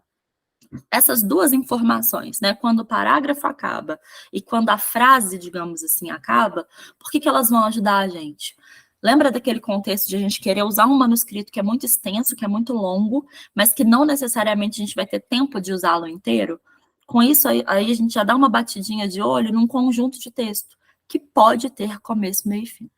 No caso da Carta do Caminha, a gente encontra com muita facilidade na internet 2 tipos de edições que essa carta sofreu, né? Então, a gente está vendo aqui, né, logo abaixo do manuscrito, aquilo que a gente chama de transcrição semidiplomática. Para eu explicar, assim, muito en passant o que é, quem tiver curiosidade de acompanhar outros cursos da oficina que estão na internet, né, vai poder ter uma ideia um pouquinho maior. Mas o que é uma transcrição semidiplomática? É uma transcrição que tenta ser fiel à grafia da forma como ela está, pontuação, maiúsculas e minúsculas, formas de acentuação, etc, etc. Mas faz pequenas intervenções naquela transcrição para facilitar para o leitor. Então, sinalizar, por exemplo, uma palavra na qual você teve dúvida da leitura, uma palavra que estava abreviada e que não está mais abreviada, né? É isso que a semidiplomática faz. Na Wikipédia, tem a transcrição semidiplomática integral da Carta do Caminho, que foi um dos textos base que a oficina de paleografia consultou quando a gente começou a trabalhar com a Carta do Caminho como material didático, né? A gente identificou um ou outro errinho. Então, assim, né, é bom ter um pouquinho de atenção. Mas, de modo geral, ela satisfez muito bem as nossas necessidades até agora. Então, o que a gente começa fazendo? Né? Coloquei aqui, na mesma visualização, numa visualização simultânea, o manuscrito e a transcrição semidiplomática. E aí, o que a gente começa a fazer? A gente começa a comparar, né? Agora, não mais comparando dentro do próprio manuscrito, mas comparando com a transcrição. Então, se eu sei que a primeira palavra é posto, eu já sei como o Caminha escreve o P, como ele escreve o O, como ele escreve o S, como ele escreve o T, como ele escreve o O de final de palavra. Inclusive, estou observando, não sei se vocês observam junto comigo, que o S junto com o T, ele não tira a pena do papel para fazer as duas letras, e aí se a gente bate o olho com pressa, quase que parece um A maiúsculo. Vocês sacaram isso? Mas a partir daqui, então, a gente consegue fazer uma observação. Se a gente pular, por exemplo, para a quarta palavra, que é capitão, escrita com M, a gente vai observar que o C do Caminha é um pouquinho diferente do que a gente imaginaria, né? Ele não é uma curvinha, ele não tem uma parte de baixo, ele tem tipo uma perninha em cima, né? Mas, enfim, a gente usa isso, a gente usa a transcrição para a gente criar familiaridade com a forma como ele traça as letras. Feito isso, a gente vai tentar imaginar o que de tudo que apareceu aqui é o mais inesperado. Assim, tipo, meus alunos não vão conseguir ler isso sozinhos, por exemplo, né? Então, eu fui selecionando aqui algumas coisas que eu imaginei que seriam dificuldades. Por exemplo, saber que o C é um C. Espero que vocês estejam conseguindo enxergar a diferença entre a letra normal e a letra com negrito. Mas tudo que está em negrito foram coisas que eu imaginei que poderiam ser dificuldades. Então, por exemplo, saber o traçado do C e saber a diferença do C em relação ao E. Quando a gente vai para a segunda palavra da segunda linha e tem a palavra capitães, né, com E antes do S. A gente tem aí essa grafia de spervam, que seria mais ou menos a forma dele dizer escrevam. Essa é uma palavra que apresentou muita dificuldade, não só na leitura, como também de entender o que ele quis dizer, né? Então, acho que deu para entender, né? A gente vai tentar chutar as dificuldades, a gente vai selecionar dificuldades imaginadas, e a gente vai marcar essas dificuldades imaginadas de alguma forma. No caso aí, eu deixei tudo em negrito. E aí, o que a gente vai preparar para os nossos alunos? A gente vai fazê-los ler tudo desde o começo? Não, porque eu já contei para vocês que é capaz de ficar 3 horas aqui lendo um parágrafo do Caminha, né? A gente simula um pouquinho o ambiente, para quem já está acostumado, da atividade da Olimpíada de História. Então, o que a gente tem que fazer? Lembrando, né, que essa leitura vai ser feita por comparação, né? Então, eu tenho que deixar uma certa quantidade de texto para que a turma use aquele texto como referência, e aí eu deleto, né, eu tiro o gabarito de alguns trechinhos. E aí vocês vão observar que, por exemplo, eu deixei o vossa, aqui, ó, na primeira linha. A gente tem um desta vossa frota. Eu deixei esse vossa, e aí também, deixei vários vossa. Deixei mais um vossa aqui, então a próxima vez que aparecer a palavra vossa, vocês podem deixar para eles decifrarem, porque a palavra já está ali, certo? A gente tem aqui também 2 opções. Uma delas é fazer como eu fiz primeiro, que é simplesmente deixar a lacuna inteira, e essa lacuna não tem pistas, a pessoa não vai saber quantas palavras estão faltando, qual é a fronteira entre essas palavras, quantas letras tem cada palavra. Ou vocês podem dar uma facilitada. Vocês vão observar que aqui, ó, eu já coloquei que o que está faltando é uma palavra de 4 letras, certo? Porque eu deixei uma lacunazinha para cada letra.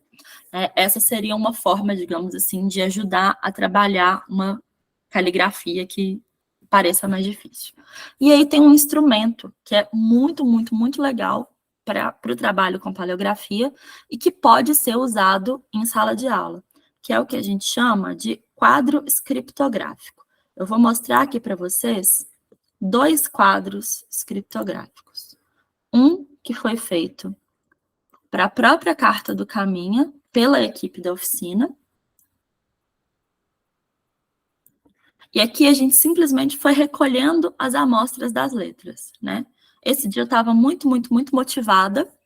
Eu precisei de um software extremamente sofisticado, que se chama Paint. E aí eu fui recortando a partir das palavras que eu... Vou mandar isso para vocês. Eu fui recortando a partir das palavras que eu tinha entendido, né? Então, o que é um A? Então, eu vou partir aqui. Essa é a forma mais simples de a gente fazer esse quadro escriptográfico, mas daqui a pouco eu vou mostrar para vocês uma forma que a gente usa atualmente, que eu acho que é a mais adequada, mas vamos começar por essa, né? A gente faz, então, uma tabelinha com todas as letras do alfabeto e vai colando.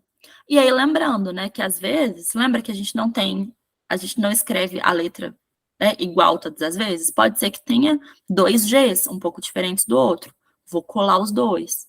Às vezes tem um H um pouco diferente do outro. Vou colar os 2, né? E vou colando tudo que eu conseguir.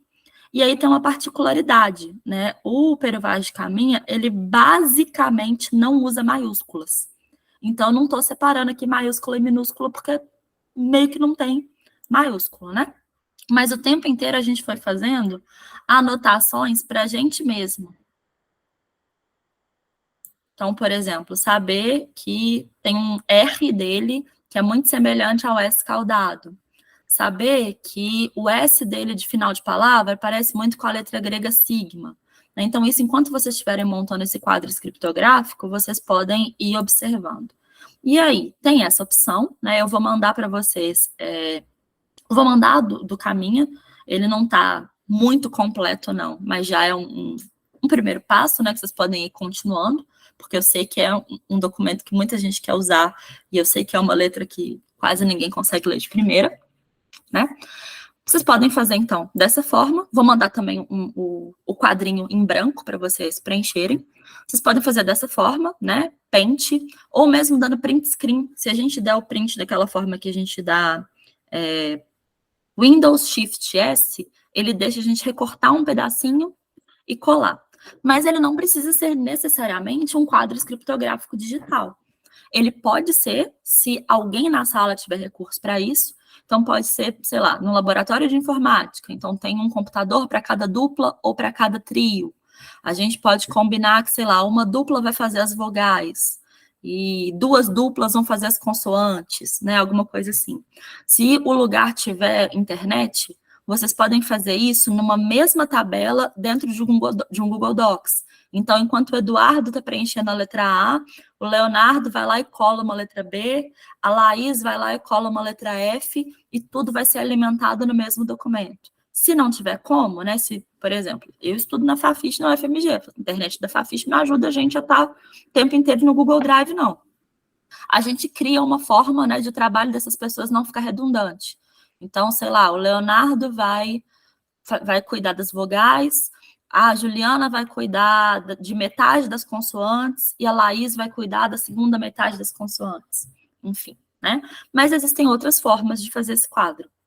Existe também a forma de, por exemplo, ter um único computador, mas esse computador está projetado em algum lugar, né? Está projetado num data show, num telão, na televisão, enfim. E a gente ir reunindo as duplinhas naquele computador.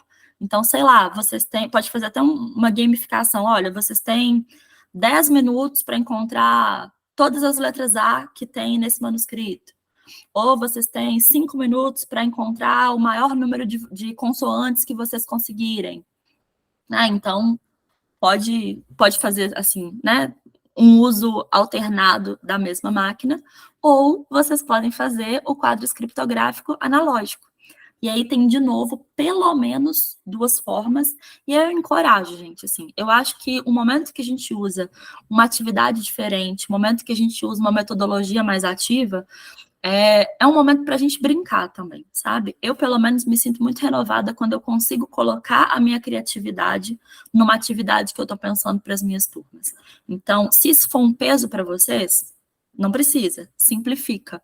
Mas se for uma coisa que vocês gostam, a partir do momento que vocês começam a usar os manuscritos em sala de aula, que vocês começam a trocar ideia com outras pessoas que também fazem esse tipo de atividade, vai aumentando o nosso repertório e aí cada vez mais a sua hora de voar. O que você conseguir imaginar que possa ser legal dentro dos objetivos que você tem para aquela atividade, vai fundo. Lembra que eu mostrei que a gente pode imprimir um manuscrito, por exemplo, numa folha A3, numa folha A2, numa folha A1? Isso quer dizer que o quadro escriptográfico, em última instância, pode ser feito com tesoura e cola. Ou a gente pode, por exemplo, naquela situação em que a gente estava projetando com o data show em cima do quadro, a gente vai desenhando, sei lá, chama um aluno que vai desenhar todas as vogais que ele encontrar com uma cor. Aí chama outro que vai desenhar, por exemplo, todas as maiúsculas que ele encontrar com outra cor. E aí tira a projeção e faz uma foto do quadro. Ou pode tentar desafiar a fazer com a mão mesmo, tentar imitar numa outra folha de papel, ou mesmo com o mouse e o pente, enfim, tentar fazer o desenho que aquela letra faz. Enfim, isso é uma ferramenta importante de leitura, porque depois, como vocês estão vendo, vira um material de consulta, mas ele é, ao mesmo tempo, uma atividade, Montar esse quadro escriptográfico já é uma forma de entender como aquela pessoa escrevia, de entender características da escrita daquela época, ou pelo menos daquele agente social, enfim, já é uma atividade em si. Eu vou mostrar para vocês agora um segundo quadro escriptográfico, que esse sim é o jeito que eu prefiro fazer hoje em dia. Só um minuto. Esse quadro já está pronto, ele também foi elaborado... Está pronto não, ele está semi-pronto, Ele também foi elaborado pela equipe da oficina de paleografia para um mini curso que a gente ofereceu e que está na internet. No final eu vou repetir para vocês o endereço para assistirem esse mini curso, um mini curso de um dia, junto com o GAE, que na época era vinculado à PUC Minas, e aí vocês conseguem baixar. A atividade da Rosa Maria, aquela petição em preto e branco puro que eu mostrei para vocês, e aí vocês conseguem dar uma dissecada no texto, enfim. Qual que é a principal diferença entre aquele quadro que eu mostrei para vocês da Carta do Caminha e o quadro que eu estou mostrando para vocês da Rosa, e por que eu defendo que esse modelo aqui é o modelo ideal para a gente poder, para a gente usar, como ferramenta de trabalho. Vocês estão observando que aqui a gente não tem simplesmente a letra A.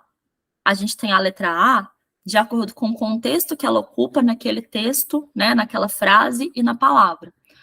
Vocês vão observar, lembra que eu falei, por exemplo, o S caudado, ele vai aparecer mais no meio e no final da palavra, ele não vai aparecer no começo da palavra. Isso conta pra gente que, às vezes, a letra pode mudar de traçado dependendo de onde ela está. Acho que mudar de traçado entre minúscula e maiúscula é uma coisa que a gente já espera, O A maiúsculo não é necessariamente um A minúsculo grande, ele é escrito de outra forma, mas, por exemplo, aqui a gente observa, de uma maneira bem semelhante, em relação a esse livro que a gente estava usando agora, que a gente tem o A no começo da palavra, e aí qual que é a principal característica dele? Ele não tem uma perninha do lado esquerdo, ele só tem uma perninha do lado direito, que é para onde a palavra continua. O A de meio de palavra, que tem 2 perninhas, no caso dessa letra, porque ele está emendado com a letra de antes e emendado com a letra de depois, e o A na posição final, que ele tem um arremate, que vai assim para cima. Então, na hora de coletar as amostras da letra, ajuda muito se a gente conseguir coletar de acordo com a posição que ela ocupa na palavra, enfim, e na hora de a gente fazer a nossa comparação de parciais, também ajuda muito se a gente puder comparar sempre na mesma posição. Então, eu vou minimizar aqui de novo e a gente vai voltar lá no Pero Vaz de Caminha para vocês verem, por exemplo, a gente tem a primeira e a última palavras desse parágrafo, A gente sabe que essa palavra aqui é posto e a gente sabe que essa palavra aqui é os. Então, olha como que o S de final de palavra dele é absolutamente diferente do S de meio de palavra. O próprio S de meio de palavra é muito diferente dependendo da letra que está depois. Então, por exemplo, quando ele está antes de um T, ele é escrito grudado no T.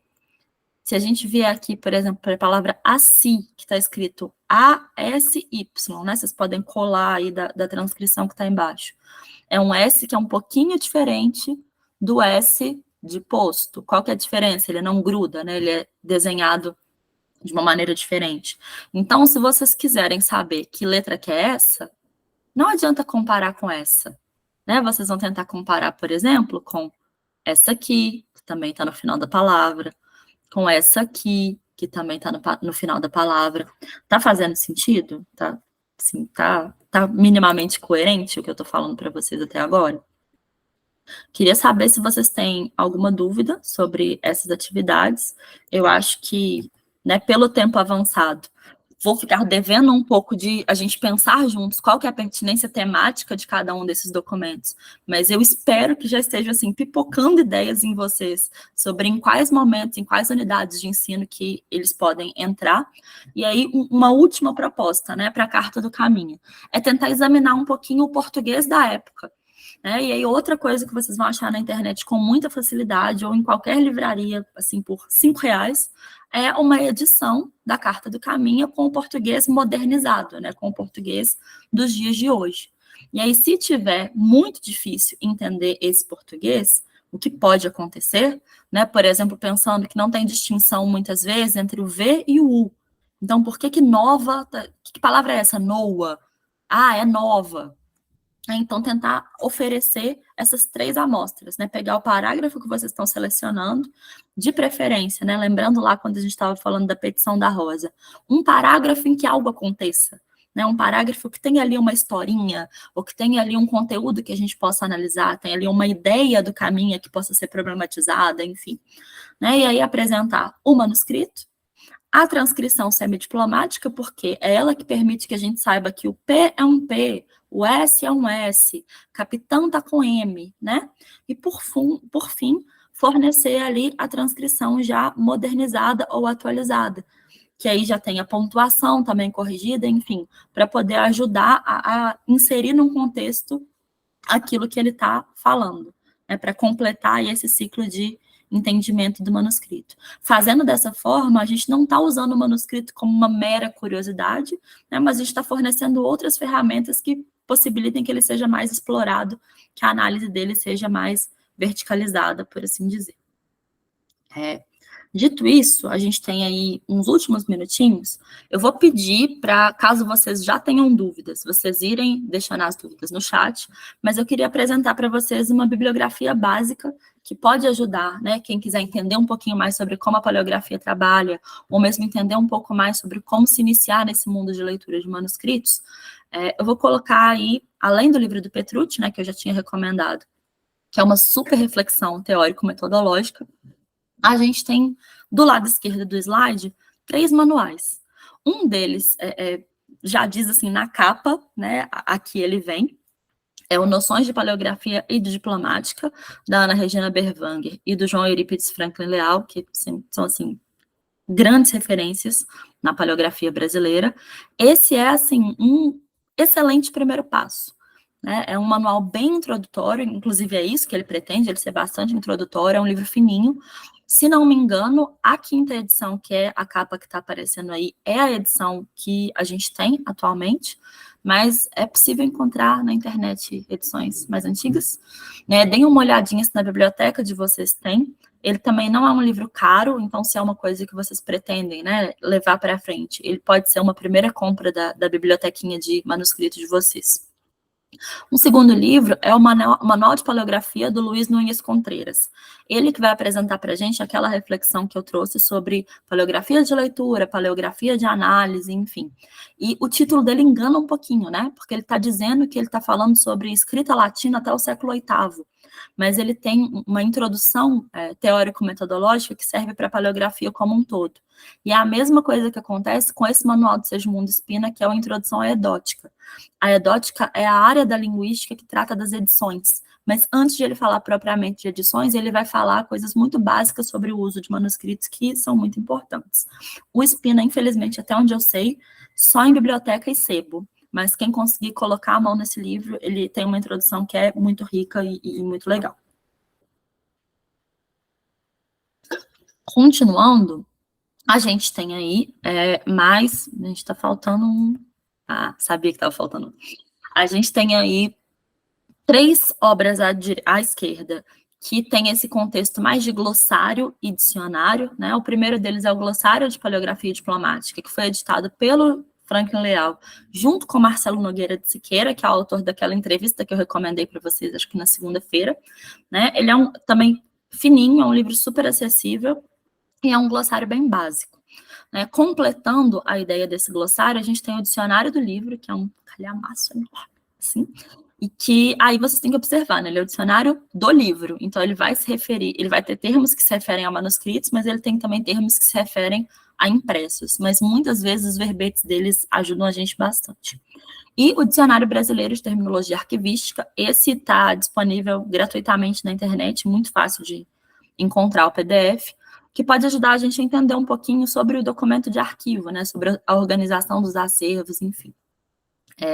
À direita, a gente tem um livro da professora Heloísa Belotto, infelizmente faleceu recentemente, mas que é, assim, a rainha da diplomática no Brasil. E esse livro faz parte de uma série que foi organizada pelo Arquivo do Estado de São Paulo e pela Imprensa Oficial de São Paulo, e que está totalmente disponível na internet. Esse é o volume 8, que é uma série que se chama Como Fazer. Este é o Como Fazer Análise Diplomática e Análise Tipológica de Documento de Arquivo. Qual que é a proposta principal desse livro? É apresentar para a gente as tipologias documentais, né? O que é um tipo documental, o que é uma espécie documental. Então, por exemplo, uma carta é uma espécie. E aí, dentro de uma carta, a gente tem carta patente, carta régia, enfim, né? E ela vai trazer para a gente uma descrição, pelo menos uma descrição bem básica, sobre as estruturas que são esperadas para esse documento. Então, ajuda a gente a reconhecer uma tipologia, ajuda a gente a saber quais informações cada tipologia documental vai ter. Então, ajuda, né, naquilo que a gente estava tentando esboçar no registro de batismo. Quais são as informações que tem aqui, quais não tem, em que ordem elas aparecem, quais são as variações que são possíveis aqui dentro. Então, é um guia, caso vocês precisem de referência aí, nesse sentido. Falando de uma bibliografia mais específica, né, no sentido de temas um pouquinho mais recortados, eu vou recomendar para vocês esses 2 livros, que são disponíveis também online gratuitamente, que são Paleografia e suas interfaces, volumes 1 e 2. Esse livro é resultado do Seminário Nacional de Paleografia, que acontece na UFBA. Se tudo der certo, vai ter mais uma edição esse ano. E sempre traz, assim, publicações incríveis, né? Algumas de caráter um pouco mais geral, então eu mostrei para vocês aí o sumário, se não me engano, do volume 2. Então a gente tem, por exemplo, um texto sobre história da paleografia, um texto sobre paleografia, história e filologia. Mas a gente vai ter também artigos um pouco mais específicos. Esses artigos podem ajudar a gente a conhecer acervos, a conhecer tipologias documentais e aumentar aí o nosso repertório, né, de atividades que a gente pode levar para a sala de aula. Seguindo, e porque não posso deixar de fazer propaganda do nosso filhote, né, já é uma publicação antiguinha, a gente organizou esse livro em 2014, mas os Cadernos de Paleografia, que são a publicação da Oficina de Paleografia da UFMG, eles foram, teve uma tiragem na época organizada pela Imprensa Oficial de 1000 exemplares, totalmente gratuito, e hoje, infelizmente, a edição física já está esgotada, mas o PDF também é de distribuição livre, gratuita, está no nosso site, super fácil de encontrar. E qual que é a estrutura principal que a gente propôs para esse livro, né?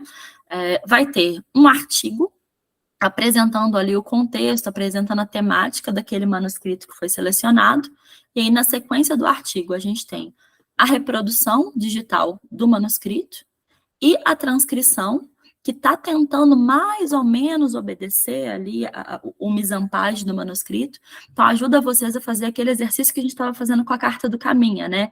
Ir pela transcrição, vendo se a gente consegue se familiarizar com a letra. Então, E o artigo ajuda, né, a gente ter um contexto ali maior para poder levar aquela atividade para a aula, para pensar onde que aquela atividade pode se encaixar. Como está em PDF, as imagens estão uma resolução bem legal, né, vocês podem usar o próprio PDF como a fonte dessa atividade, mas também tem lá direitinho, né, a referência, em qual arquivo está cada manuscrito, enfim, e já tem a transcrição, né, que é uma coisa que vai poupar para vocês tempo e vai ajudar nesse momento em que vocês não tiverem ainda uma fluência de leitura para selecionar os próprios manuscritos. Aqui a gente tem recursos que eu considero de fundamental importância, naquele momento em que eu falei, mas aí como é que eu sei que P.O é Pedro? Então, a resposta é que eu não sei. Mas, felizmente, a gente tem 2 publicações, e aí tem 3 imagens, porque são 2 edições diferentes da primeira, né? Uma delas é o Abreviaturas, Manuscritos do século XVI ao XIX, organizado pela professora Maria Lenoque Flexor, que é, assim, quase 700 páginas de abreviaturas que ela foi coligindo de manuscritos brasileiros ao longo da vida, né? Ela já é uma professora com décadas e décadas de carreira, então é uma obra realmente fundamental. A edição atual é essa que vocês estão vendo aí no meio, que é a 5ª edição. Ela pode ser encontrada online, ela não é uma publicação muito barata, mas é possível tanto comprar a edição física como comprar o e-book, né? Mas eu sempre coloco aí a 3ª edição, que é essa que está à esquerda, porque é uma edição que ficou muito conhecida. Provavelmente vai ser a edição que vai ter na sua biblioteca, caso tenha. É uma edição que foi feita pelo Arquivo Nacional e foi vendida pelo Arquivo Nacional durante muitos e muitos anos. E, assim, cada edição é revisada e é acrescentada, né? Mas os acréscimos que tem, por exemplo, da 3ª para a 4ª e da 4ª para a 5ª, não são algo tão dramático como os acréscimos, por exemplo, da 2ª edição para a 3ª. Da 2ª edição para a 3ª, o livro quase triplicou de tamanho. Então, se vocês tiverem acesso, por exemplo, à 1ª ou à 2ª edições, não são livros tão interessantes, mas a partir da 3ª vocês já estão bem aí guarnecidos.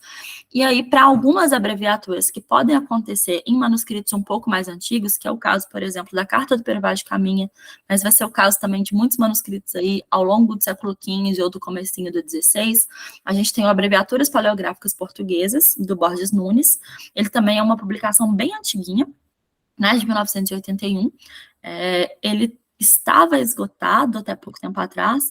Para quem estiver em Portugal, ele é um livro super fácil de comprar e ele custa tipo 5 euros, mas para quem não está em Portugal, que somos basicamente todos nós, é possível encontrar na internet, porque ele ficou esgotado durante muito tempo. Então ele foi digitalizado e foi disponibilizado, enfim. São obras que é bom a gente ter ali debaixo do braço, né? E se tiver no PDF, leva para a aula no computador. Se tiver físico, leva o livro físico. E aí, toda vez que alguém tiver uma dúvida, né, em vez de fazer que nem eu fiz aqui para poupar tempo, que é tipo, enc.am é encarnação. Não, professora, o que é enc.am? Não sei, vamos descobrir. E aí, coloca alguém para consultar, enfim. Acho que é um jeito mais participativo e mais interessante, né, de propiciar esse aprendizado. Além das abreviaturas, acho que vocês podem imaginar que existe uma dificuldade aí com o vocabulário de época. E aí eu vou recomendar para vocês 2 soluções. A primeira delas, eu estou aí mostrando o dicionário do Bluetooth, que ele é organizado publicado, né, na década de 1720. Mas se vocês entrarem nesse site, né, que são os dicionários da Brasiliana USP, vocês vão encontrar uma série de outros dicionários com uma grande vantagem, que é, se vocês acharem um PDF do Bluetooth, vocês vão ter que correr atrás de, acho que, 12 volumes e ir procurando página por página. No site da Brasiliana USP, vários desses dicionários de época foram digitalizados e você pode simplesmente jogar a palavra como se fosse um dicionário eletrônico. Então, a gente vai perceber que, por exemplo, se você entra nesse site e joga lá a palavra inocente, vai sair o dicionário do Moraes e Silva, que é do finalzinho do século XVIII, e que bate, né, com a data da nossa documentação, que era 1793, e ele vai dar, dentre várias definições de inocente, uma que traz para a gente que é sinônimo de criança. Né? Então, também é muito legal, caso seu aluno não saiba, ou você mesmo não saiba, o que uma palavra quer dizer naquele determinado contexto, consultar esses dicionários. Esse endereço muda de vez em quando. Então, se algum dia vocês tentarem acessar e, ai, meu Deus, não está online, não é que está online, joga no Google, joga Bluetooth no Google, ou joga Dicionários Brasiliana USP no Google e vai sair o link mais atualizado. É um site que é uma ferramenta, assim, preciosa, salva minha vida todos os dias, tanto para montar material de aula, como mesmo para pesquisa da minha tese, enfim. Mas alguns dicionários, né, modernos, eles também trazem para a gente a possibilidade, né, dentro ali do acervo deles, de a gente encontrar palavras de época. E aí eu destaco aqui principalmente dois, que são a Aulete Digital, mas o Aulete Digital, até onde eu conferi pela última vez, ele não tinha o acesso... Não, mentira, ele tem acesso gratuito. O Hawais Digital é que não tem o acesso gratuito e também vai ter essas palavras de época, mas aí tem essa questão do acesso, né? O Aulete Digital e o eu não sei se fala Priberan, se fala Priberan, eu chamo ele de Priberan. E o Priberan, que são 2 dicionários online, vocês vão fazer a pesquisa pelas definições também como um dicionário digital, e aí, eventualmente, ele vai aparecer assim, antigo, que é a definição de época. No Aurélio Digital, mas o Aurélio Digital tem um probleminha, que é, até onde eu sei, ele só foi editado em CD-ROM, e o meu notebook, por exemplo, não tem nem onde enfiar um CD, né? Mas, enfim, para quem conseguir consultar, o Aurélio é um dicionário que traz, inclusive, o período em que a palavra era usada com aquele significado. Então, é uma coisa que pode ser bastante interessante, assim. E caso vocês estejam lidando com manuscritos bem mais remotos, tem esse livro que eu acho simplesmente fantástico, que a gente apelidou de Elucidário de Viterbo, mas qual que é o título completo dele, que eu acho que é bem elucidativo? Ele é o elucidário das palavras, termos e frases que em Portugal antigamente se usaram e que hoje regularmente se ignoram. Ele organiza esse livro ali entre a segunda metade do século XVIII e a primeira do século XIX, então é um vocabulário que nessa época já estava ficando um pouquinho obsoleto. Então, se de repente vocês estão com dificuldade num termo ali do século XVII, do século XVI, do século XV, o Elucidário de Viterbo pode ser uma boa fonte. Ele está disponível gratuitamente no site da Biblioteca Nacional de Portugal. É só jogar ali na pesquisa. Ou jogar por esse código que vocês estão vendo aqui embaixo. Ó, tá vendo que tem um PURL 13944? Geralmente, o endereço dos livros lá fica sendo purl.pt/ o número do livro. Então, salvo engano, clicando nesse endereço que eu joguei aí no chat, vocês caem direto no Elucidário de Viterbo, que é um recurso que é bem legal, assim. Provavelmente vocês estão trabalhando com o século XVIII, XIX, XX, com certeza, né? A palavra não vai estar no elucidário, mas ele ajuda muito para aqueles casos em que a gente vai no dicionário, a gente acha, ou a gente não acha um significado, ou a gente acha uma definição que meio que não tem muito a ver com aquilo que a gente está vendo no contexto, com o que a gente imagina do contexto. Então, ele pode servir para desambiguar uma definição, enfim, ou para ajudar a gente a recuar um pouquinho mais no tempo para uma época em que não havia dicionários da língua portuguesa.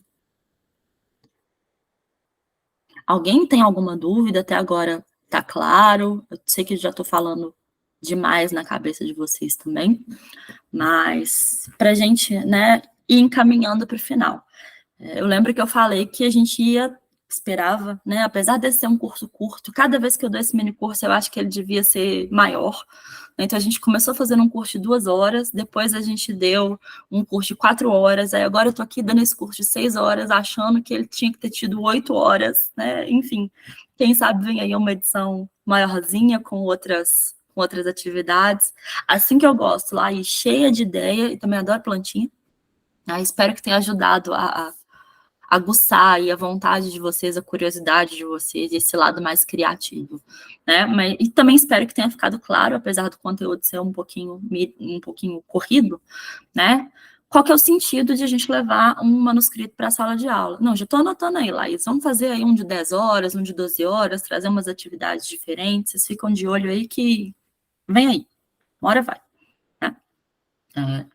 Primeiro, eu particularmente acho muito legal ajudar os alunos, principalmente quando eles vão ficando um pouquinho maiores, assim, né, ali nos anos finais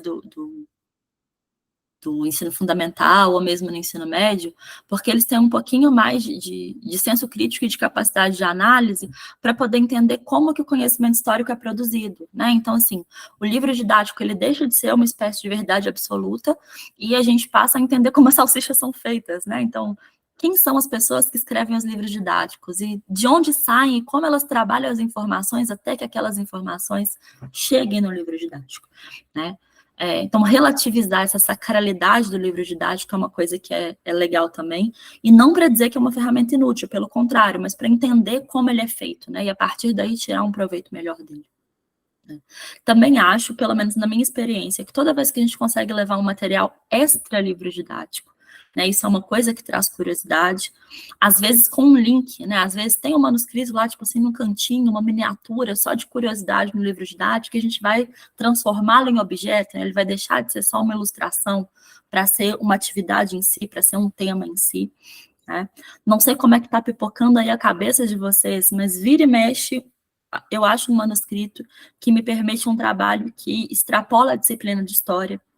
Então, aí, para o pessoal que está nos itinerários formativos, isso pode ser uma coisa muito legal. E para quem gosta de trabalhar com os colegas, né? De repente você chama o colega de português, ou eu sei que tem gente aqui que é da letras, pode chamar o colega de história, ou dependendo do tema do manuscrito, chama um colega da geografia, enfim. A gente pode pegar, por exemplo, um inventário que vai ter muita informação monetária e chamar um colega da matemática, enfim. O céu é o limite, né? E isso ajuda a gente também, né? Não só a fazer um trabalho diversificado e mais rico, como também em termos de possibilidade de carga horária, enfim, e do nosso próprio aprendizado, né? E, por último, que aqui a gente teve que fazer meio que um simulacro, mas que é simplesmente meu motivo preferido para levar um manuscrito em sala de aula, é a ideia que a gente pode deixar ali a liberdade criativa e a liberdade de aprendizado do nosso aluno, né? Da pessoa que aprende. É um objeto que, por si só, favorece que seja adotada uma metodologia ativa para ele, porque ninguém vai suportar que você simplesmente fique lendo o manuscrito na cabeça dos seus alunos, né? Então, favorece a participação, favorece ali uma curiosidade, favorece um protagonismo na investigação e no domínio, no manuseio daquele objeto.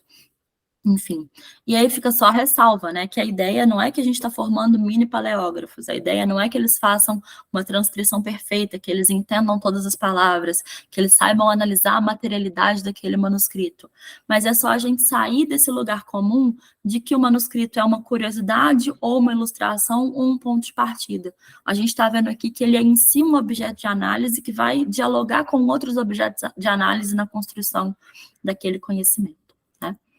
E aí, por fim, acho que finalmente é o por fim,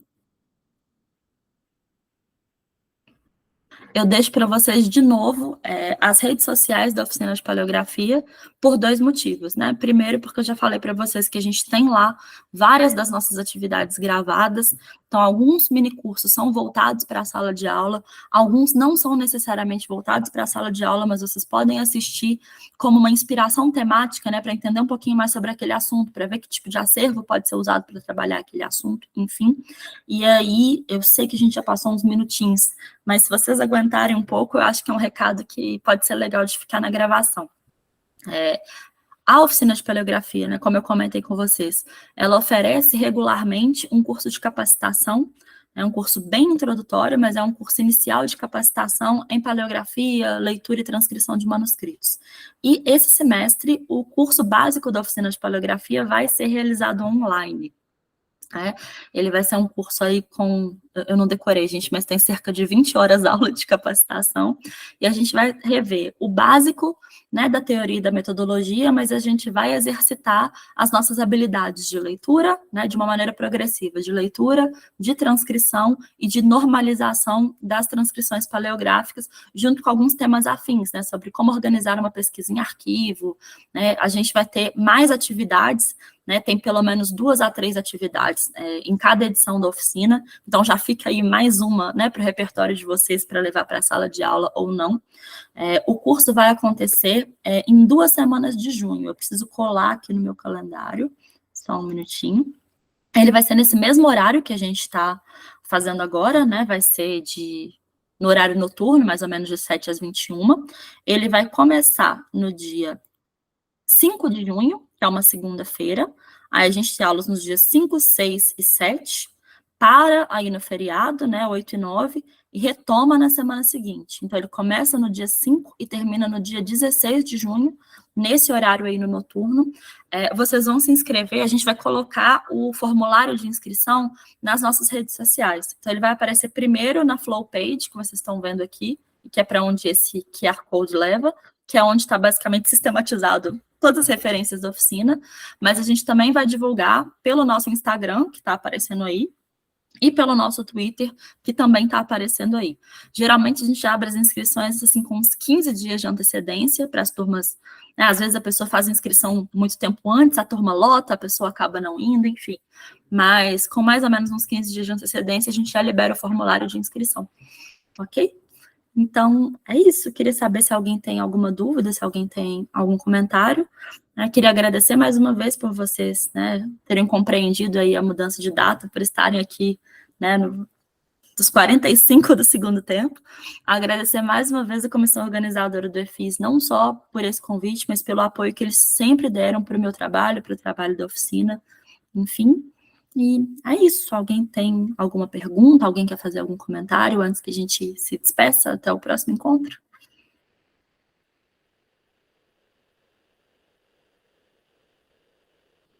Obrigada, gente. Obrigada. Mas podem, assim, se vocês quiserem escrever para dar um feedback, para falar coisas que vocês acham que poderia ter sido diferentes, enfim. Como vocês viram, eu estou sempre refazendo esse curso, então é sempre bom saber, né, o que não deu muito certo, o que vocês gostariam, o que faria sucesso, enfim. Mas mais aulas, né? Pode deixar que um próximo a gente faz maiorzinho. Obrigada, viu, Laís? Gente, a não ser que mais alguém queira dizer alguma coisa, eu vou devolver a palavra para a Tamires com meu agradecimento final e a minha esperança de que a gente se veja de novo em breve. Antes de eu fazer os agradecimentos em nome da comissão, eu vou fazer um agradecimento pessoal, porque eu sou uma pessoa que está aí se enveredando por pesquisas no século XVI e eu não sabia da existência desse elucidário. Eu estava vivendo a minha vida pesquisando com Bluetooth e colocando, assim, né, que as palavras que eu pesquisei, assim, tinham a ver e tudo, mas eu não sabia da existência. E eu estou aqui já pensando nas coisas que escrevi, eu estou assim, meu Deus, eu preciso revisar agora, antes de entregar o texto à minha orientadora, eu preciso revisar umas coisas aqui, chegar com umas coisas novas, porque eu acredito que ela também não sabe, não, porque ela também não me falou sobre. Então, é um agradecimento pessoal, já estou satisfeita, assim, por essa existência e por saber dessa existência. E já tive a oportunidade de participar de outros eventos da oficina de paleografia. Então, encorajo aqueles que não tiveram oportunidade de participar, ou que, né, que esse está sendo a primeira experiência. Participem, é uma experiência muito boa. Hoje eu trabalho com documentos que estão transcritos, mas que, por vezes, boa parte deles foram transcritos na década de 30, né? E aí, por vezes, há alguma questão de transcrição que a pessoa que transcreveu na época não conseguiu identificar, mas que hoje eu fiquei assim, não, deixa ele dar uma olhadinha de novo, né? À luz de toda uma historiografia, de contextos e não sei o quê, que às vezes a gente consegue identificar, assim. Então, é muito interessante. É um trabalho muito interessante. E em sala de aula também, eu tento sempre puxar uma sardinha de levar alguma coisinha ou outra, porque às vezes os alunos eles desconhecem, assim, e é um universo, assim, tem uma coisa lúdica ali, né, de tentar transcrever e adivinhar o que está escrito e tudo, mas é muito interessante, né, porque a gente acessa todo um universo ali, né, material, mental, toda uma questão de termos ali que, né, como foi apontado, que já não estão em uso mais, ou até mesmo de apresentar para eles realidades que talvez eles nem cogitassem existir, né? E, sobretudo, para esses documentos que são aqui de Minas Gerais, a gente tem um universo extremamente complexo até de compreender, né? Acessa-se ali muitas informações. Então, eu realmente sou uma pessoa que eu sou suspeita para falar, porque eu tenho um carinho muito grande por esse trabalho, assim, com a paleografia, e é muito interessante, é um universo muito rico que a gente consegue acessar. E tem muita coisa por ser feita em arquivos, né? Muita coisa. O meu companheiro, ele fez uma viagem para Paracatu um dia, e aqui eu já estou na fofoca, né? Já fazendo já o... já extrapolando o curso, mas ele fez uma viagem para Paracatu exclusivamente para fazer um levantamento de documentos e tal, e gente, o arquivo estava assim uma zona, e aí ele precisou assim ajudar a organizar o arquivo para ele conseguir encontrar o que ele queria. Numa dessas também de conflitos até assim de outras ordens, eu acabei fazendo um curso de paleografia no arquivo lá de Sabará com a Carla, que se aposentou, né? Porque eu acho que ela estava assim no medo, tipo assim, meu Deus, vamos botar uma pessoa aqui que não sabe nada. E assim, gente, os arquivos eles estão jogados, assim, a verdade é que muitos deles não têm uma realidade de organização, igual a Torre do Tombo e tudo mais, né? Ou a PM aqui também, a maioria tem documentos aí que estão assim intocados por algum ser humano do século XXI. E é importante que a gente tenha pessoas que estejam assim realmente com vontade de fazer esse trabalho, porque tem muita coisa ainda para ser trabalhada, descoberta, e enfim. Mas não vou tomar mais o tempo de vocês, espero que vocês participem aí das atividades da oficina e também participem das atividades conosco aqui da EFIS, né? Agora nós já estamos em maio, estamos no mês do nosso evento, e aí eu fico o convite para quem estiver interessado em acompanhar, pode se inscrever, eu acho que ainda tem algumas vagas para minicursos e também para se inscrever como ouvinte, né? E compartilhar as pesquisas de vocês, né? Se não der nesse EFIS, num próximo, né? Mas venham para esse, porque assim, a gente sempre consegue compartilhar na mesa, o pessoal que está ali debatendo é sempre muito aberto e ajuda a sanar muitas questões, né?